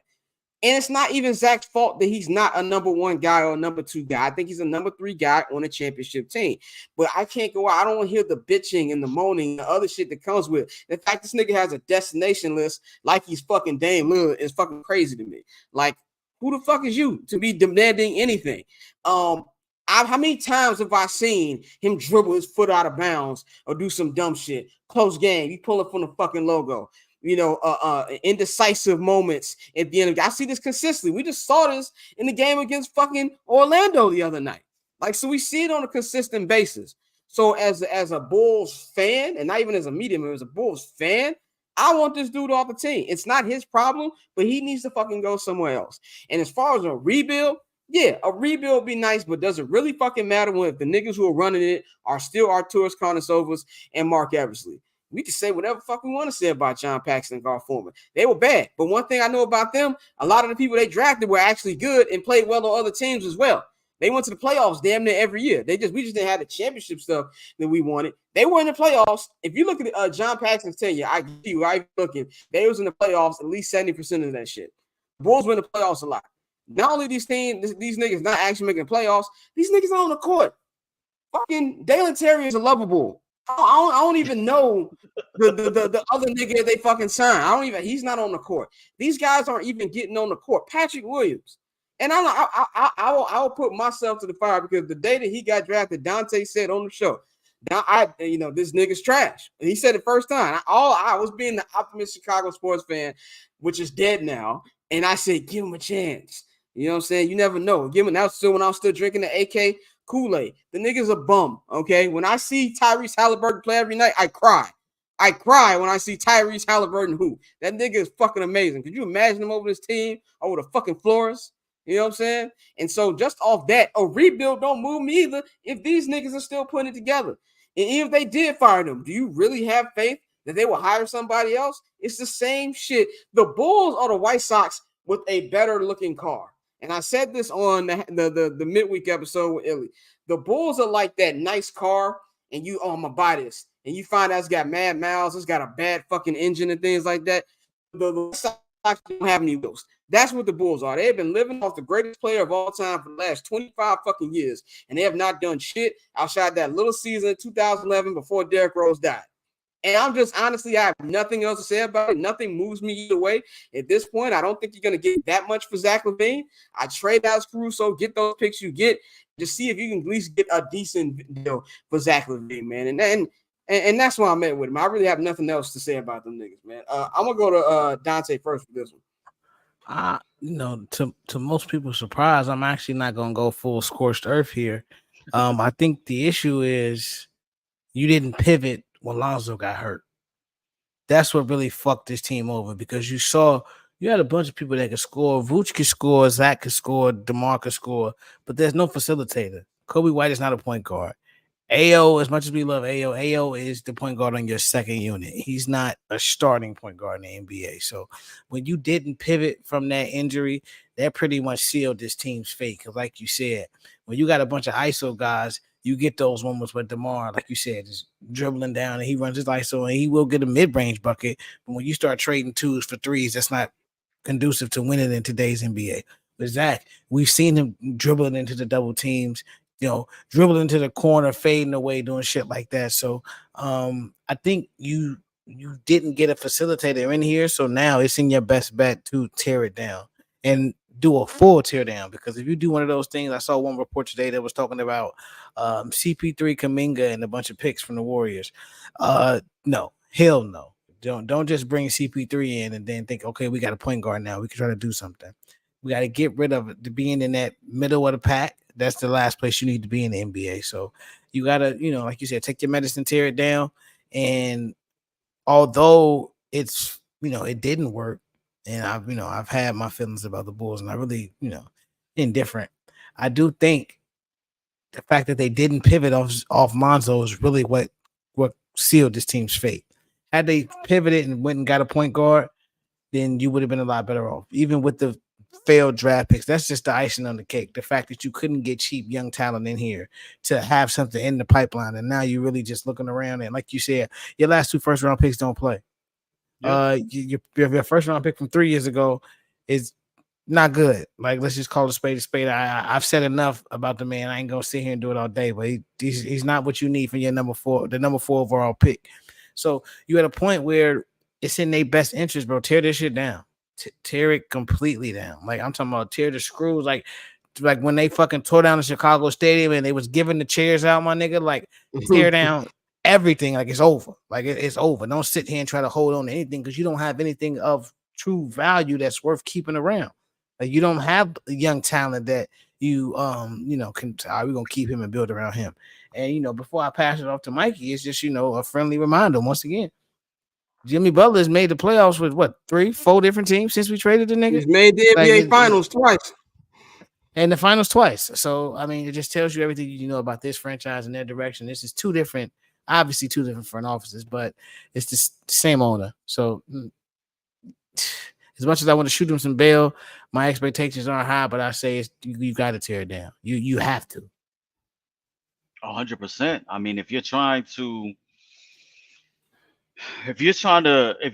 rewrite the course of this franchise and change the direction it's going, you have to do a complete tear down. You can't just move off of Zach and then keep DeMar and Vooch and sign DeMar like that. That does nothing for me. I've been so checked out of the Bulls. I mean, obviously I peek in here and there. I've watched one full quarter of Bulls basketball this season. I just want to understand. I'm just trying to understand. AK was preaching continuity this whole time. There was a reason why he was just continuity, right? Okay, that's fine. So now why about 4 weeks into the season, now you ready to dip off from that? You should have did this in the summer when Zach actually had real value, when we would have been able to have gotten more for Zach LaVine. Not now. Zach LaVine is averaging career lows in every single thing except free throw percentage this year. And now now you're going to pivot? Now you're open to moving on from him? And I'm cool with moving on from him. Like, what are we missing if Zach leaves this team right now? Absolutely nothing. Absolutely nothing. What is he doing right now that we would be missing? He's inconsistent. He might run off for 50. Then the next day he's giving you 14. We've seen the Bulls since the addition of DeMar DeRozan. The offensive scheme has been your turn, my turn, your turn, my turn, every other game.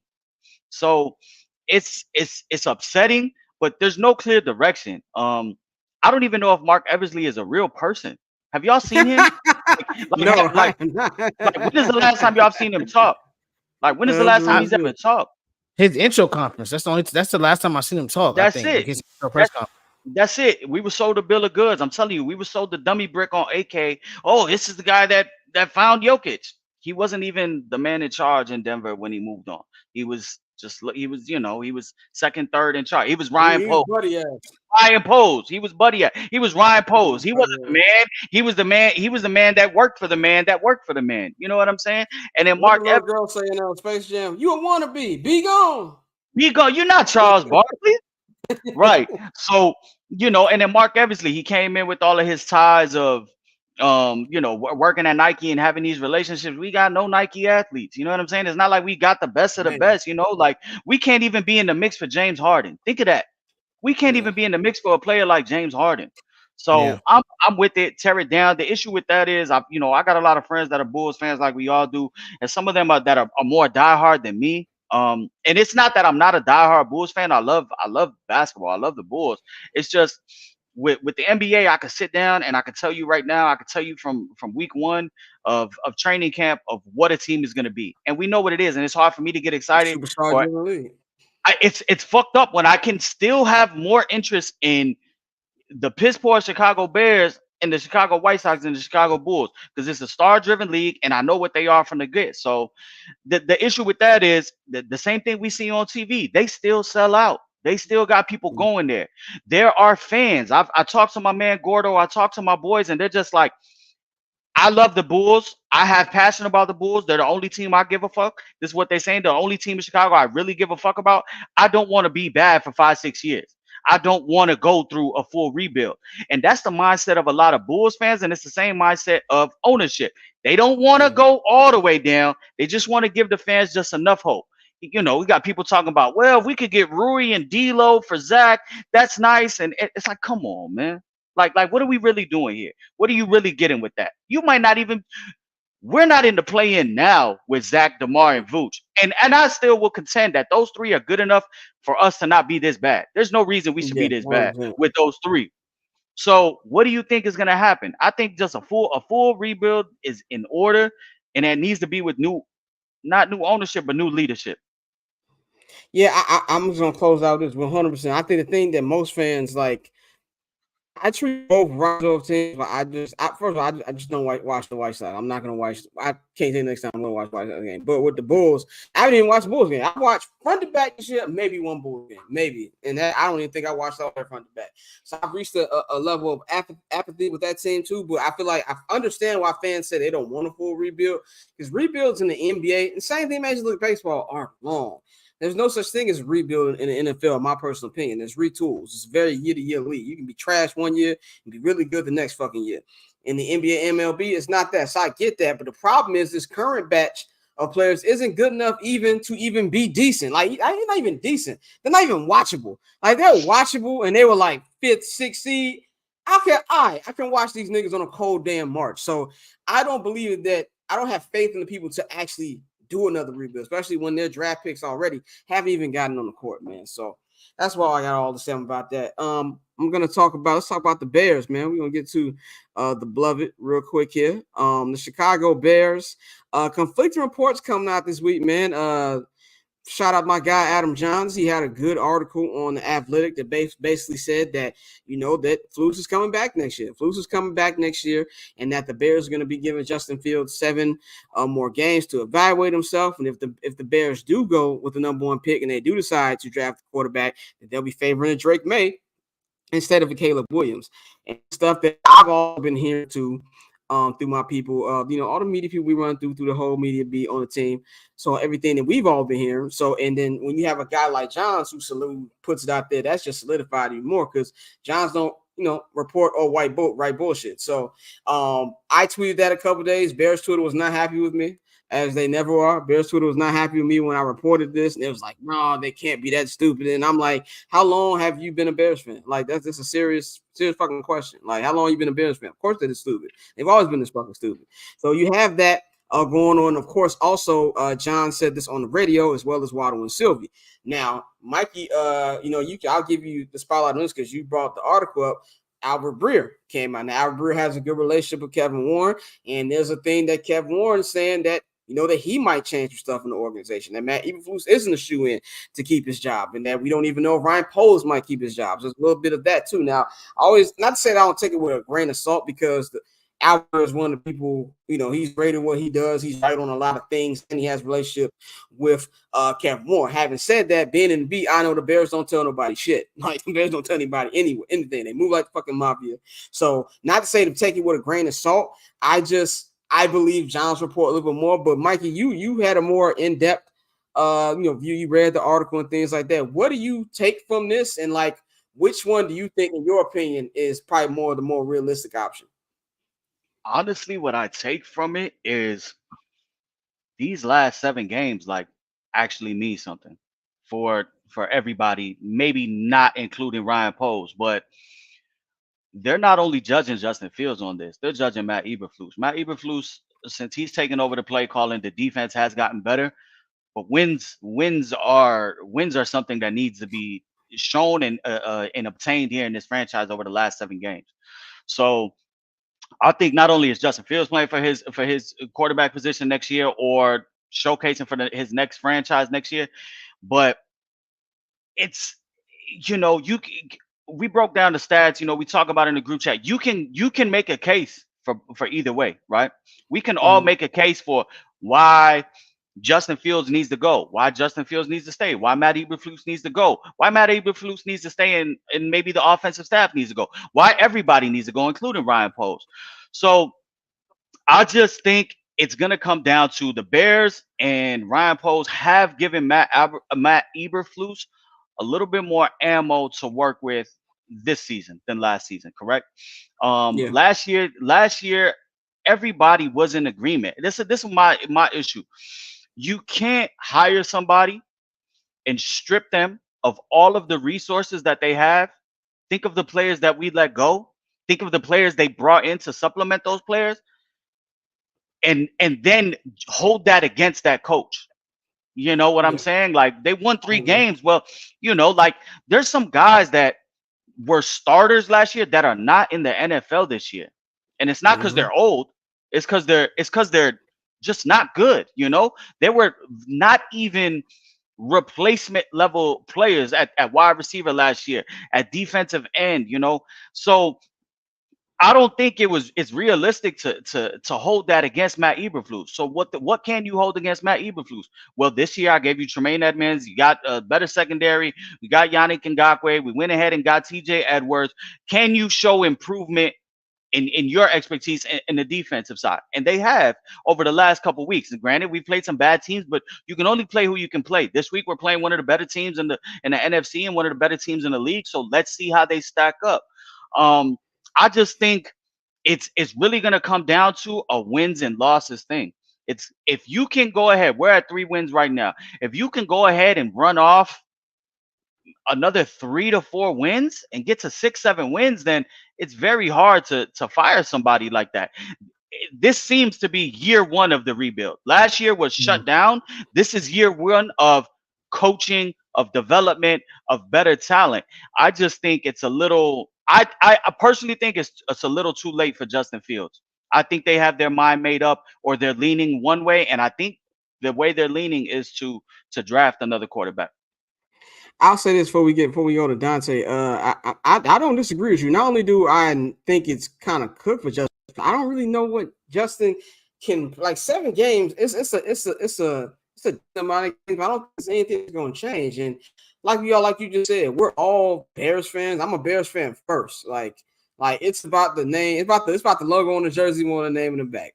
If and when Justin leaves, I talk a lot of shit about Caleb Williams. I talk a lot of shit about Drake May. If they're the quarterback of this team next year, we'll be riding behind them until they give me a reason not to ride behind them. That's just how it is when you're a Bears fan. Now, as a media member, I'm going to be very critical of their play and wary of the situation they're in, because I don't think it's a good situation for any quarterback. But I think it's cooked for Justin, because what can he prove that he hasn't done already? Like, I don't think that there's anything that he can prove that they don't think, that they haven't seen. I think that Ryan Poles, from the day he got hired, didn't think Justin was that guy, but just decided to give him a chance with newer weapons to see if that was the case. And also, I don't think he was that high on Bryce Young either. I think that had a lot to do with it. I think if Caleb was available next year, they would have took him. They would have taken him. Yeah, think about how they speak about Justin Fields. They talk about everybody. Like, when it comes to talking about their players, they'll speak glowingly on Darnell Mooney, on Cole Kmet, on all these other people. When it comes to Justin Fields, it's just very clear cut and dry. He needs He needs to take care of the ball. He needs to play better from the pocket. He needs to cut down on sacks. Like, they don't speak, and they haven't since day one. They haven't, and that leads you to believe. Now, it could be them playing possum, or that leads you to believe they just don't fuck with them and they're waiting for their out to go ahead and move on. Yeah, and also one last thing. I'm sorry, my bad, Dante. I feel like it's just it's a wrap, unfortunately, and also from a football perspective, I haven't seen consistency from Justin the whole 3 years he's been here, and I have no reason to believe it's going to change over the next 7. Yeah. Oh, I mean, we say that, but here's my question: did the coaching staff change? No. Did the offensive coordinator change? No. So a major part of the inconsistency we've seen with Justin is we don't know what game plan we're gonna get from week to week.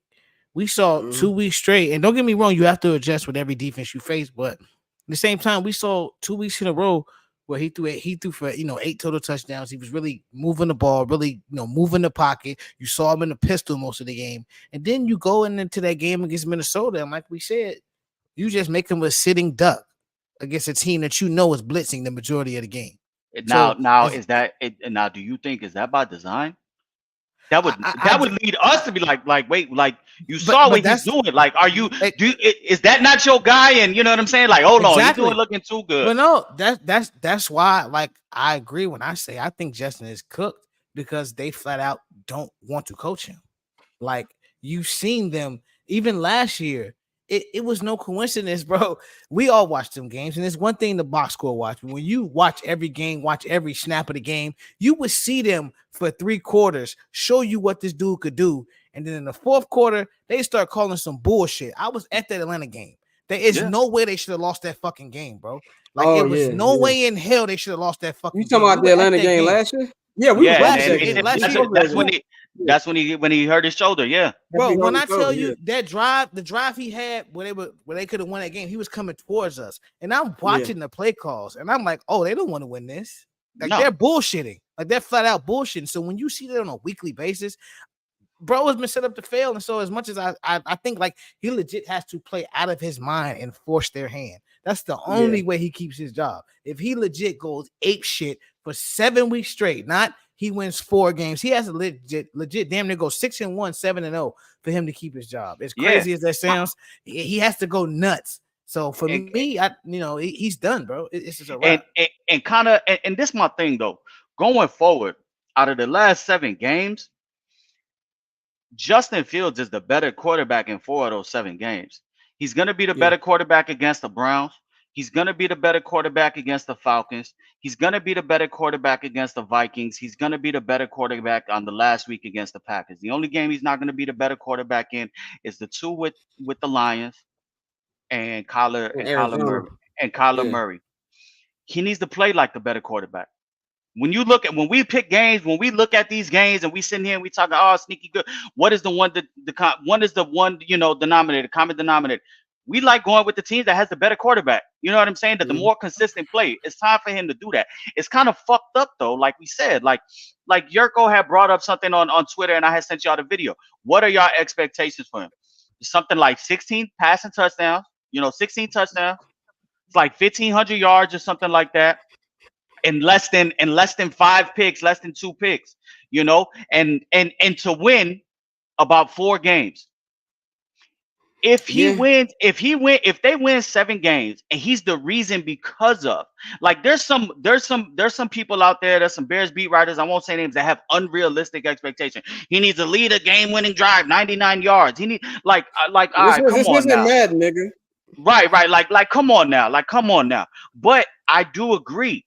He needs to play clean because the one thing that Tyson Bagent did outside of, he did have his turnovers, but in the 2 games that they won, we had 0 turnovers, 0 sacks. And, you play clean football. We're not the most talented team. So you can't play shithead football. You got to be clean. You got to be disciplined. And Justin hasn't shown the consistency to do that. So if he goes back out there and reverts to what we saw against the Bucks, what we saw the second half against the Broncos, then it's 100%. It's lights out for him. All game against the Packers. He can't have one bad game, basically, and it's unfair. It's unfair, but that's where it's at. But like at the same time, I hear you. Hold on, before you go, Scott. I hear you.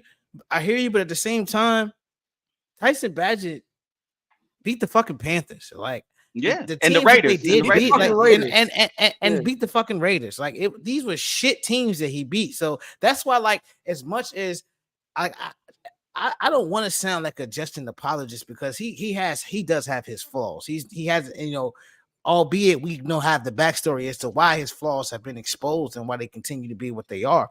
But at the same time, it's like when you look at the entire picture, it's like, how does he win in this situation? Like you say, he damn near has to be perfect for 7 games. Like he has to go ape shit. Yeah, they might go 6-1, and then with everything we've seen, as much as I root for that, I don't want that because if they go 6-1, we're gonna have the exact same coaching staff next year. What the fuck is gonna change? But but that's my thing. If you go 6-1, or if say you finish the season with 7 wins, 7 wins, you win 4 more, 3 more, 6 wins. That is still a 3-win improvement. It's an improvement. It's an improvement, and you're like, okay, cool, And it's honestly, I think it's gonna just be very hard for them if they end up with pick 1.1 and not take a quarterback because you passed on some quarterbacks last year. Cool, you might have not evaluated them, but hey, we'll see down the road what CJ Stroud looking like. He's looking like a guy. If you continue to now in this year where they're saying there's some guys, and you pass on that, that's career killing. You know what I'm saying? Yeah, but I'll say this. Now I'll say this. I think both of y'all bring up great points. I had an argument, not an argument. This wasn't an argument. It's one of my guys on Twitter. We had a spirited debate on Twitter, and I think Mikey was a part of that too. We was talking about how it's not fair. Who are these guys to evaluate them? We know they're bad at their jobs, but this is, in the words of Avon Barksdale, the game is the game. This is their job.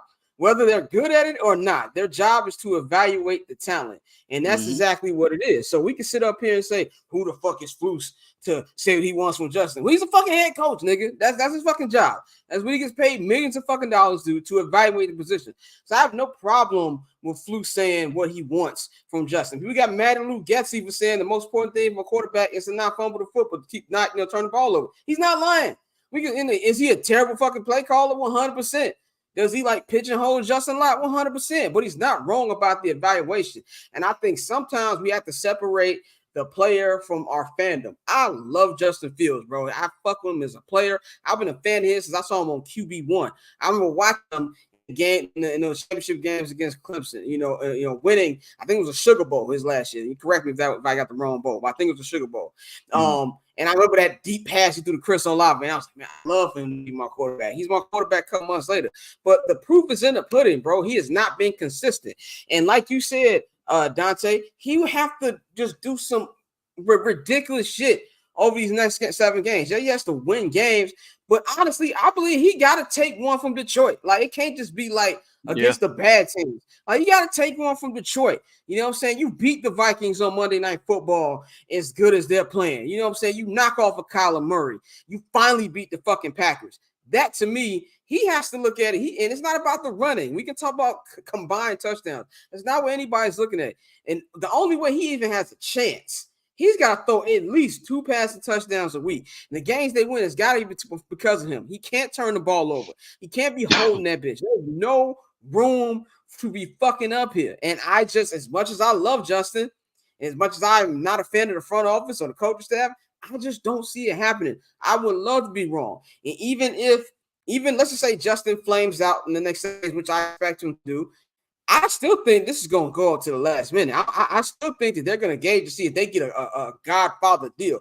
Because Caleb Williams, no matter how people who actually watch USC, because we actually watch USC, you shouldn't be saying that generational bullshit. So if you actually watch USC, he's not as good as I believe people are making him out to be, but the talent there, and maybe even the talent in a better situation, can be great. So they're going to, the offers they got for the number 1 pick last year are going to be play. So even if Justin is ass, I think that decision is going up all the way to the end. Honestly. And it's not even that. Yeah, and it's not even that. It's also you buying extra years and your rebuild and your retool. You know what I'm saying? Yeah. Because you get it now. You're getting a quarterback on a rookie scale contract, and we got to go through. And as a fan, it sucks because it's like, well, all right, if he's not like that right away, there aren't many quarterbacks that come in right away and win. I see what CJ Stroud is doing, but that is not the norm. You know what I'm saying? That is the outlier.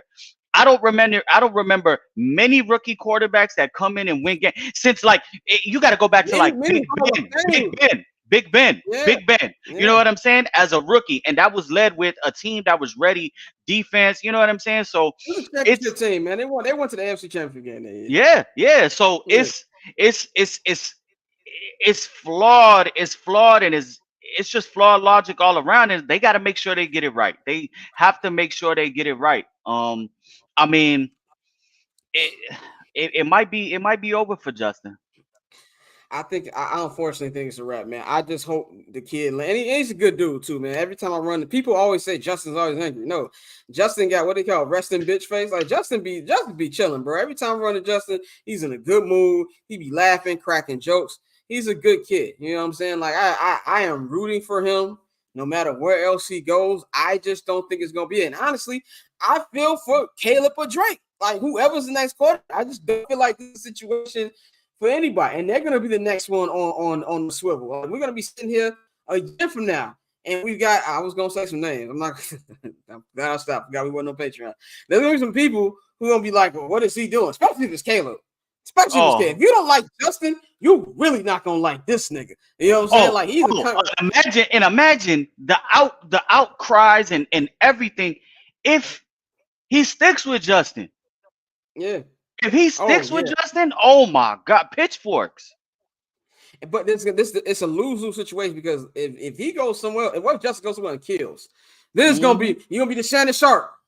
Yeah, the Shannon Sharp kid. Like, see what the fuck we said. There's if you're Ryan Poles, you better pray to God that whether it's Justin or Caleb or Drake, that one of them three pay off, because I'm not just hyperbola here. You might never get a job again if you fuck this up with any of them three, because now you're black. They don't give niggas general manager jobs to begin with. You could be. This is why it's a very important situation. But Dante, what's your thought on that? And then we'll go to picks and wrap this up.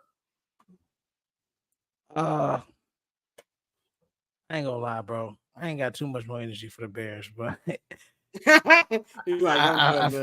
y'all got it. Y'all got it. Like at this point, it's time for the fucking rubber to meet the road, bro. Something got to give, and that's why I'm at with it. That's why I'm at with it. I'm with you on that, bro. Let's go to our picks. One, man, to me, this game can go. Let's say first, I'm picking the Detroit Lions. It's very clear. I want y'all to think I'm picking the fucking. It can't go a motherfucking thing. Yeah, let's be. I think it's gonna be a closer game though, depending on the. And it's funny that I got to keep putting caveats with this because the Bears are that. If the Bears can score right away, if the Bears can score within their first two drives, I think it'll be a close game. If they come out and it's 14-0, like I said, my brother is going to be having his Coney Island order in before halftime, and he'll be getting ready to pick his shit up at that because it's going to be it's going to be a blowout. I think there's this, and I think Bang said this on Monday, Dante. Justice this is not the game for you to come back, like. Especially how people believe how Tyson Bagent played, not how the way he actually played. You come out, he plays bad, you're gonna get lambasted. Detroit is really fucking good. Detroit is really fucking good. Like, they're great defensively, they're great offensively. Jared Goff is changing the trajectory of his career. Dan Campbell is amazing. He's one of my favorite coaches in the league. I'm going Lions by 10. But it could also be a blowout. But I'm gonna go Lions by 10 just because I think Justin have a pedestrian game. I think we're asking a lot for this man who ain't played in 5 weeks to come into a hostile environment. And I was in Ford Field last year. Not even last year, it was this year. I forgot. It was on New Year's Day. It was loud in there like it was a goddamn playoff game. And they are way better than they were 11 fucking months ago. I think it's gonna be a crazy atmosphere. And the Lions now know the Bears are pussy. They're gonna be trying to embarrass them. I'm going with the Lions in this one. Mikey, what you got? Yeah, I'm going with the Lions, but there is a caveat. I think if the Bears win the coin toss, they need to accept the ball. They need to accept the ball. They need to accept the ball, and they need to try to get out ahead and get Justin some confidence, get the offense some confidence, and try to put up some points. Now, this isn't a shutdown Lions defense by no stretch of the imagination. They're not that good. They can be had in the passing game. As long as the Bears O-line, this is going to be the healthiest, Justin is going to have an O-line all season. As long as they can protect, there will be plays for him to make. So I think this is gonna be a close-ish game. It might turn into what Dante said. They might be looking like they know what they're doing for 3 quarters, and then in the fourth, flip that tank switch. Right. So I'm going to take the Lions in this. I'm not going to predict the score. The spread opened up at plus like 10.5. They were 10.5 point underdogs. And then Justin came back and it moved down to a touchdown favorite. So it tells you what they think of Justin Fields. He gets a little bit of respect in the betting market, and it keeps coming down. But the thing with the NFL is it's a week by week league. They put up 41 points against the Chargers. They could piss down their leg, against the Bears at home. So I'm gonna take the Lions. I think it's gonna be a closest game. I don't think this is one of the games Justin Fields wins. But yeah, like you gotta go with the Lions. Mikey, do you have the not the over under? What's the combined point total for this game? Oh, I'll tell you right now. Yeah, I'll tell you right now. You want to know the total point spread? It might be high scoring. Let me see. It's at 48. So that's pretty up. 48? Yeah, it's at 48. So that goes with my prediction. I'm gonna go 24-21 Bears. I think And I think the Bears will be down 17-21. I think Justin Fields will leave a game-winning drive. And the reason I'm saying this is because, like I said, in order for him to keep his job, he has to do spectacular shit and win 6 out of these 7 games. So let's just be 100%. 5-2, 6-1 is the minimum for him to keep his job. For him to be strongly considered to keep his job. Anything else is rolling the dice, especially if they get that number 1 pick. So I think, but this game, this is one of those games. I know we keep talking about, well, you know, this environment, and which is very true. It's going to be tough, but at the same time, if you are God, this is one of those moments I need you to go in there and get a dub. I'm not trying to hear all this. I understand, he was hurt, this, that, and the third. The Lions are playing well, but this is also a good time to be, like one of those old school trap games where this is a team that's soaring, they flying high. They're not worried about the fucking Bears. The Lions about to clinch a playoff spot. They're not concerned with the Bears. This is a perfect time to come in there and get a dub. So I'm gonna go, like I said, 24-21 Bears. Yeah, man. If anything, I do think this is going to be an interesting rest of the season, and somebody who has to do the rest of these games. And let me stop saying like it's a chore. It's a chore, but it's also fun. That's a blessing. That's a blessing. It's a blessing. It's a major blessing to be covering this team. So I want to speak more positive about that. But I'm happy they'll be giving me and my brother stuff to talk about on the show each and every week for the rest of the season. So we're gonna go with my Goofy Mog of the week, and we're gonna end this shit up, man. Goofy Mog of the week. I'm going to give this one to Carissa Thompson, man. Carissa Thompson of Amazon Prime Thursday Night Football. Man, what the fuck? I mean, I've never seen somebody snitch on themselves in just such a fuck it way. I feel that a lot of people, a lot of sideline reporters, rightfully so, and a lot of women sideline reporters have taken real offense to this, that you made us look bad, things like that. You should fabricate. 100% agree. I think that, yes, being a sideline reporter is got to be stressful. I know just from being a regular media guy and just even trying to get interviews for them on off days when they're just in the locker room is a hard thing to do. So I can only imagine in the middle of the game, you only got a certain amount of time and you've got your bosses and network heads on you to get these things. I understand that. And even if you are lying about it, don't admit the shit. You know what I'm saying? Like, even if they are small lies, like in which they are small lies, I don't think she lied about injury reports or anything too major. If it was anything too major, I think she got busted a long ass time ago.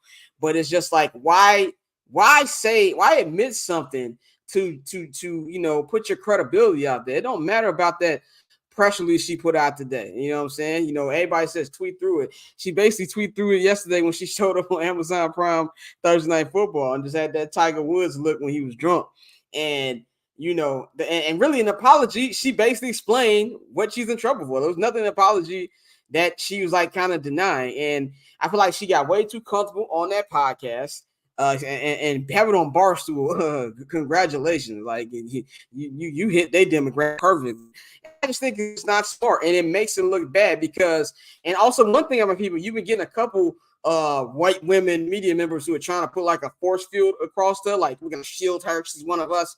Y'all trying to do that? Fuck out of here, man. If that was a black sideline reporter, more specifically a black female sideline reporter, they'd be calling her all kind of names. You shouldn't be doing this. This is why we don't have y'all do this. It'd be a way more shit than what she's doing that she's been getting right now. I don't think that long term. I think if anything, I don't think she's gonna get fired. Obviously, she's Carissa Thompson. She has a big name, and let's be real, some other company will scoop her up in a fucking heartbeat if Amazon let go of her. So job wise, I don't think anything's gonna happen. But her credibility going here forward is fucked. Nobody really, players and coaches really ain't finna tell her shit now. Her producers and her bosses are gonna side eye everything she brings, even if it is factual.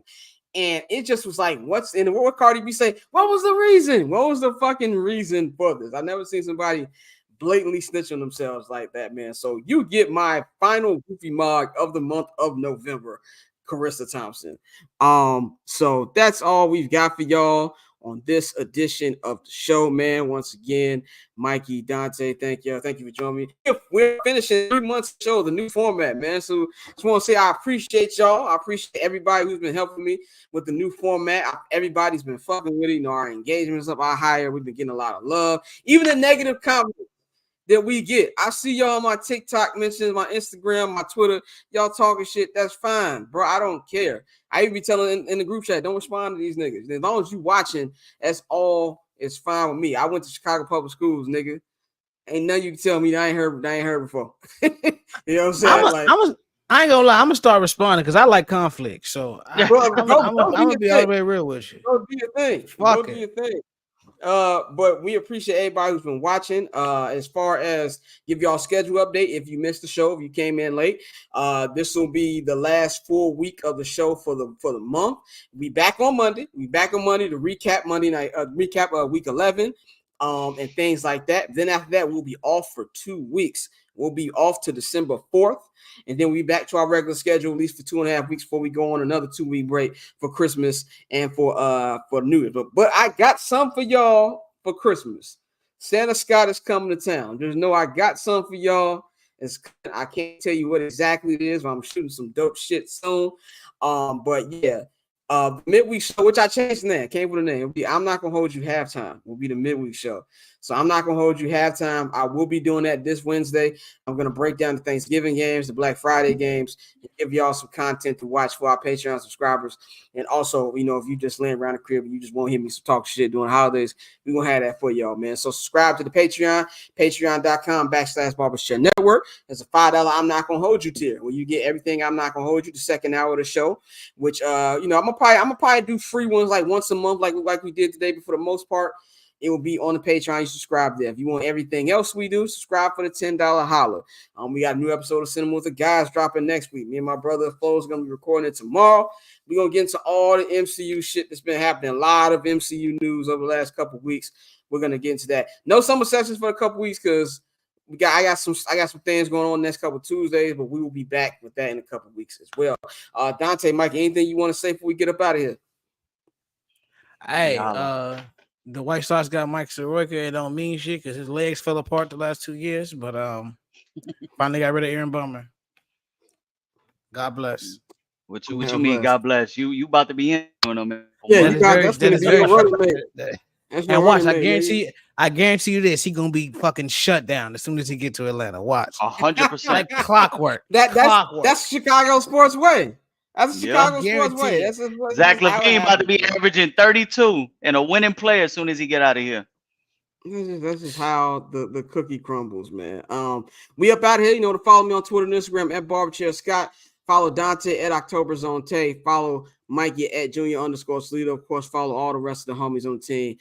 JR Bang at JR Bang. Courtney at 1-800-CALLA BRO. And of course, follow Cousin Dan. He'll be back in 2 weeks. Dan_Glorious on Twitter and Instagram. So we up out of here, man. Enjoy y'all weekend. We